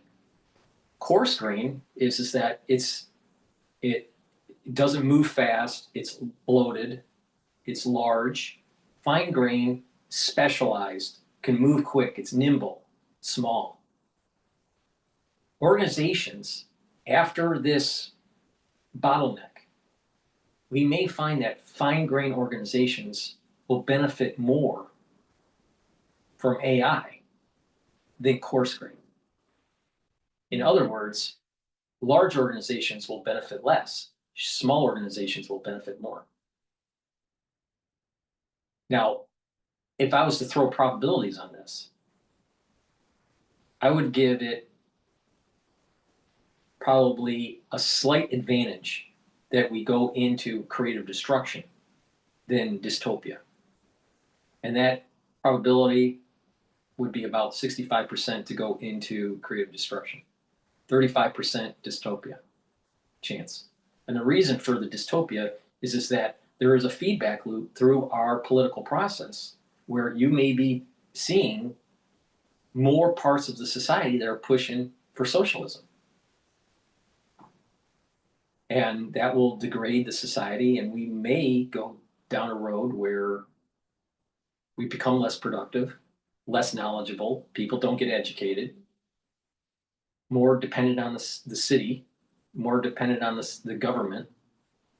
And then eventually what happens is we slowly decline into a dark age. Now, if you use that as an example, the 35% dystopic, if you see the fall of if you see the fall of Rome, right, by the slow decline of the Roman Empire broke up into two.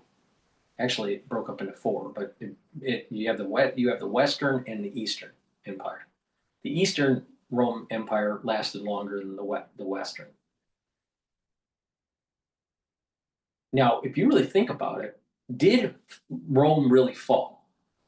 Well, in a technical sense, it was sacked, but the culture of Rome never really fell. What happened was it became less productive. And there's a nuance on what I'm saying here. It became less productive. People didn't know how to fix things. The engineering capability started to go down. The ability to protect the empire started to go down. The fabric of society started to deteriorate.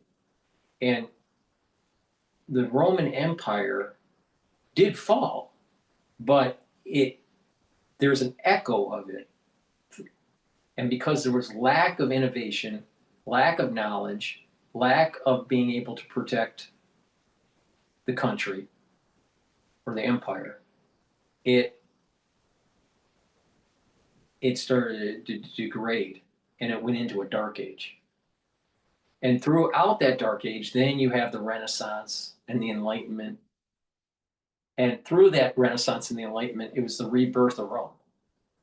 So Rome kind of like was destroyed, but it never really went away. And it's a 35% chance that we may see that AI ends up being that inflection point that leads to the fall of the American empire.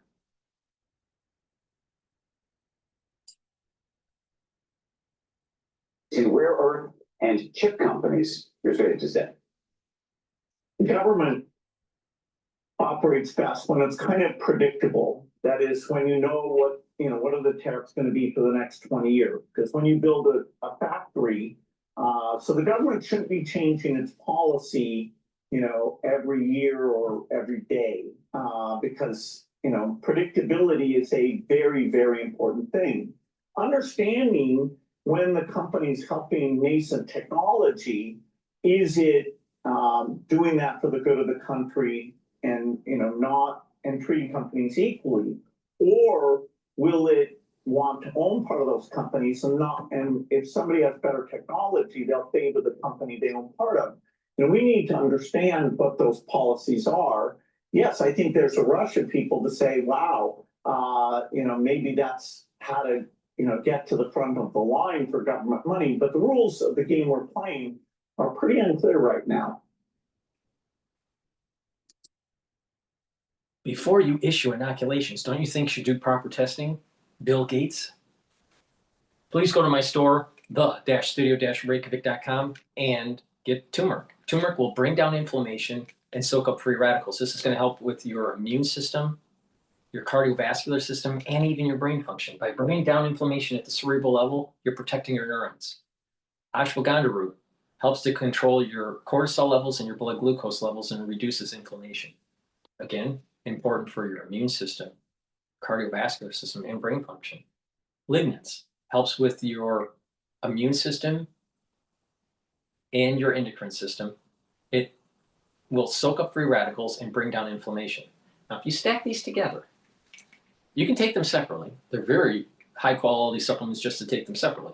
But you stack these together, you get a synergistic stack that will slow down the aging process and rev up your metabolism.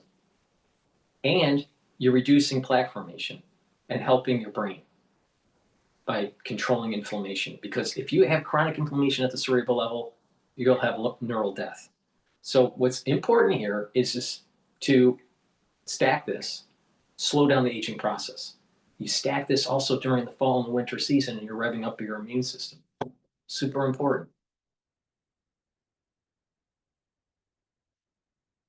All right, let's find out what's going on over Bloomberg.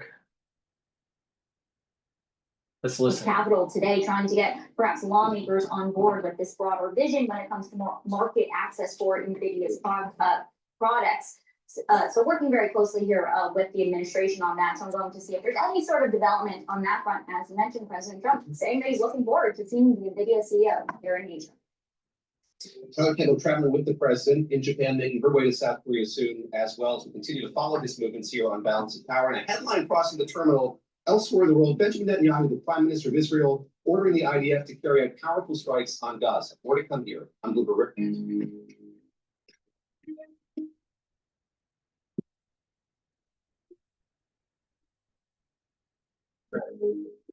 Please go to my store, the-studio-reykjavik.com, and get the heirloom barley. Heirloom barley will detoxify your body, bring down inflammation, and soak up free radicals through superoxide dismutase. By detoxifying your body every day and bringing down inflammation, you're revving up your immune system, your endocrine system, helping with your brain function, helping with your cardiovascular function.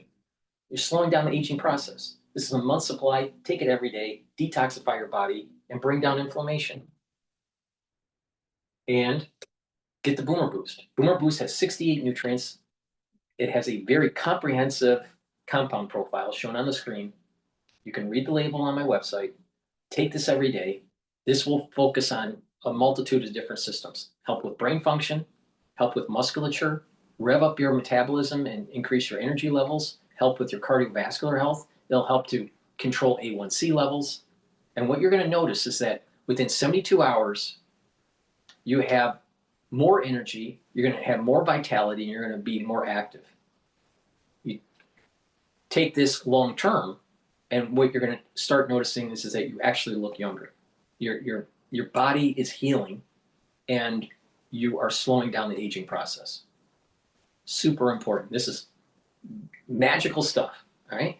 Now, if you're an athlete, take this for your pre or post workout fuel source, and you'll get added benefits from your workout. But you can take this even if you're not an athlete. This is very important. This is part of that overall protocol to slow down the aging process. You can take this separately and you'll get benefits from it, a lot of benefits from it. But if you follow my protocol, you're supercharging it and you're speeding up the anti-aging effects. And what's that protocol? The multivitamin, the probiotic, Max 35 or Cleanse, C60, the turmeric, ashwagandha, and lignans, and the Boomer Boost. You do all that together, and boom, that's the magic sauce to slow down the aging process. Please go to my store, the-studio-reykjavik.com, and don't be a Bill Gates.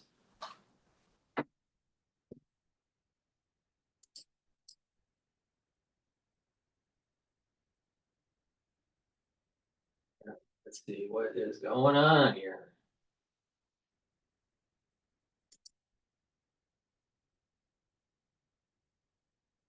All right, let's listen into France 24. Voting is underway in New York before Election Day next week, with the city on the cusp of getting a Democratic Socialist as mayor. Zoran Mamdani receiving big-ticket support from Senator Bernie Sanders and Congresswoman Alexandria Ocasio-Cortez as his campaign enters its final stretch. The 34-year-old Muslim, who is the son of Indian immigrants, pitched his candidacy as a force to take on billionaires and oligarchs who have poured money supporting his opponents. Take a listen to Mamdani summing up his campaign. We are going to freeze the rent for more than 2 million rent-stabilized tenants. and use every resource at our disposal to build housing for everyone who needs it. We are going to eliminate the fare on every single bus line and make what are currently the slowest buses in the nation move around this city with ease. And we are going to create universal childcare at no cost to parents. We can now bring in Ian Reifowitz, SUNY Distinguished Professor of History at SUNY Empire State University. Thank you so much for joining us on the program today. Mamdani's message has remained the same: free buses, freezing the rent, universal childcare. Has his ability to come this far, is it because he's made this entire campaign about affordability? Affordability is first and foremost on Americans' minds and on New Yorkers' minds. And there's no question that Mamdani has done a good job. He's a very charismatic candidate, but he also has some substance to him. The issues that you mentioned around affordability are, they are resonating with New Yorkers. Now, other candidates could have talked about that. So obviously, it's not just the message; it's also the messenger. But he hit on the right issues. He has discussed other things over the course of his career, in particular about foreign policy and Israel. But he has smartly emphasized in this campaign the affordability issues rather than those other more extraneous issues, at least things that are less on the minds of New York City voters. What do you make of the lukewarm endorsement he's received from mainstream Democrats? That's about national strategy, and there's a lot about this mayor's race that's about national U.S. politics. If you are a New York City Democrat, if you've got a national stage, and you are more moderate, somebody like Hakeem Jeffries, who's the minority leader in the House, he was from Brooklyn, New York.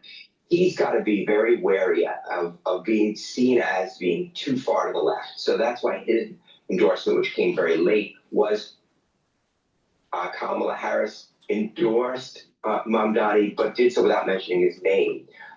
Then you've got other more left Democrats, like the people that the report mentioned, AOC, Bernie Sanders. These are Mamdani's natural allies. They are on the left of the Democratic Party. But for most Democrats, Mamdani is too far to the left to play well outside of very liberal areas like New York. Because it seems he didn't even need the mainstream Republicans to have his back, considering he had the likes of Elizabeth Warren, AOC, and Sanders. Well, it's a question of whether those mainstream Democrats in New York specifically would come out either against him or give permission by not endorsing him for moderate Democrats to go ahead and vote for Andrew Cuomo. I think that was really the key. If somebody like Governor Hochul, who was Cuomo's lieutenant governor and advanced and ascended to the governor's seat when Cuomo resigned a few years ago, if she, for example, had stayed out of the race and not endorsed Mamdani, I think that would have been a boost to Cuomo. In Cuomo, you have somebody who can really only win if many middle-of-the-road Democrats were to stay with him and not go with the Democratic nominee, who was Mamdani. He had the support of a majority of Democratic primary voters. So Cuomo is trying to thread a very thin line. It's not just who will vote for who; it's who will show up to vote. Because I personally think that there are more middle-of-the-road New Yorkers that would vote for Cuomo than Mamdani, but they may not show up.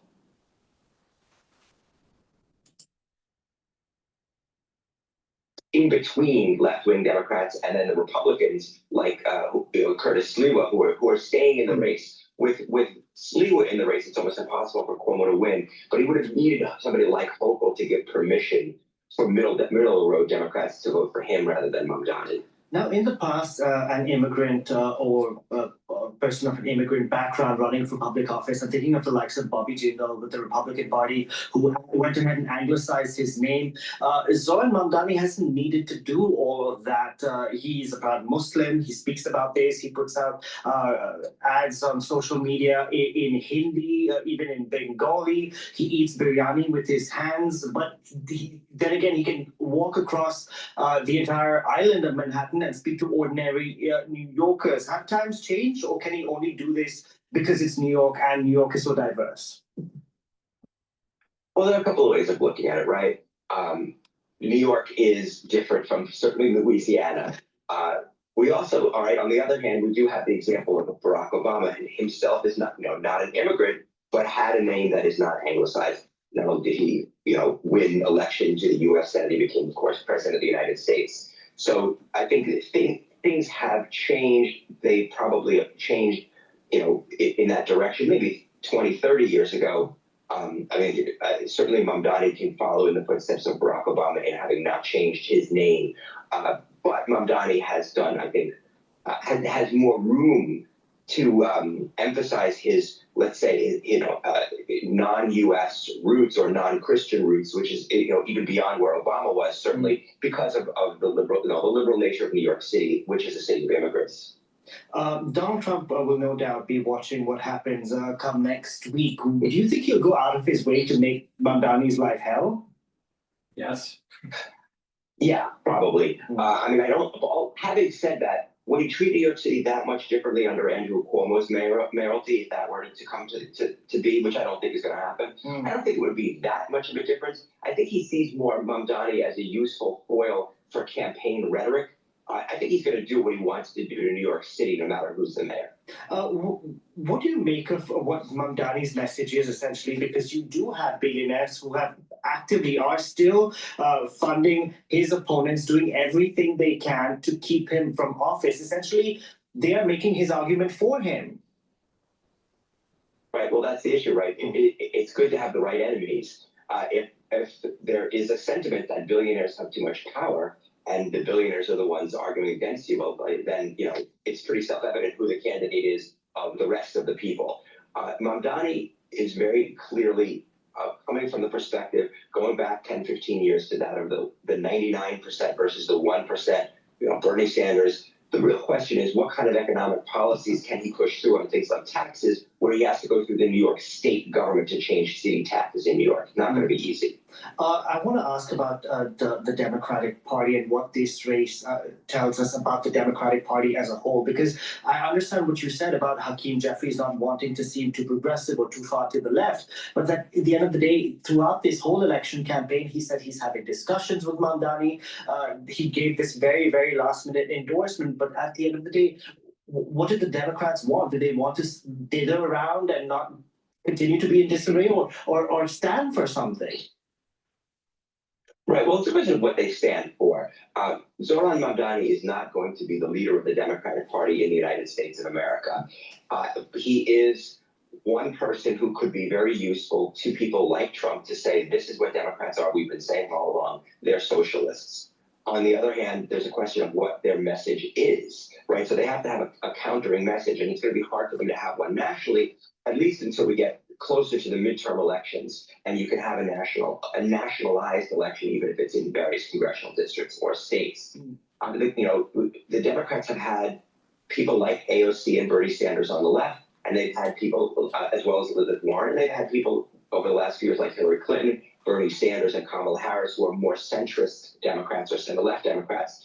There is a struggle for what Democrats are going to be nationally. They're not going to be Zoran Mamdani's party. The question is, how much of Zoran Mamdani's image being front and center really hurts Democrats? Republicans think that they can use him as a weapon.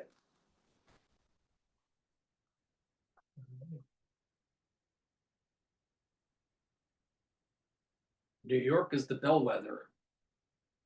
Please go to my store, the-studio-reykjavik.com, and get the collagen. This is dual purpose. It's going to help with your skin, your nails and your hair, your musculature, your bone density, your joint health, and also your cartilage. Super important to take every day. This is a month supply. You mix it with soft foods like hummus or yogurt or even applesauce. You can have it in a smoothie. You can mix it in just filtered water or milk. But take it every day and do some resistance training.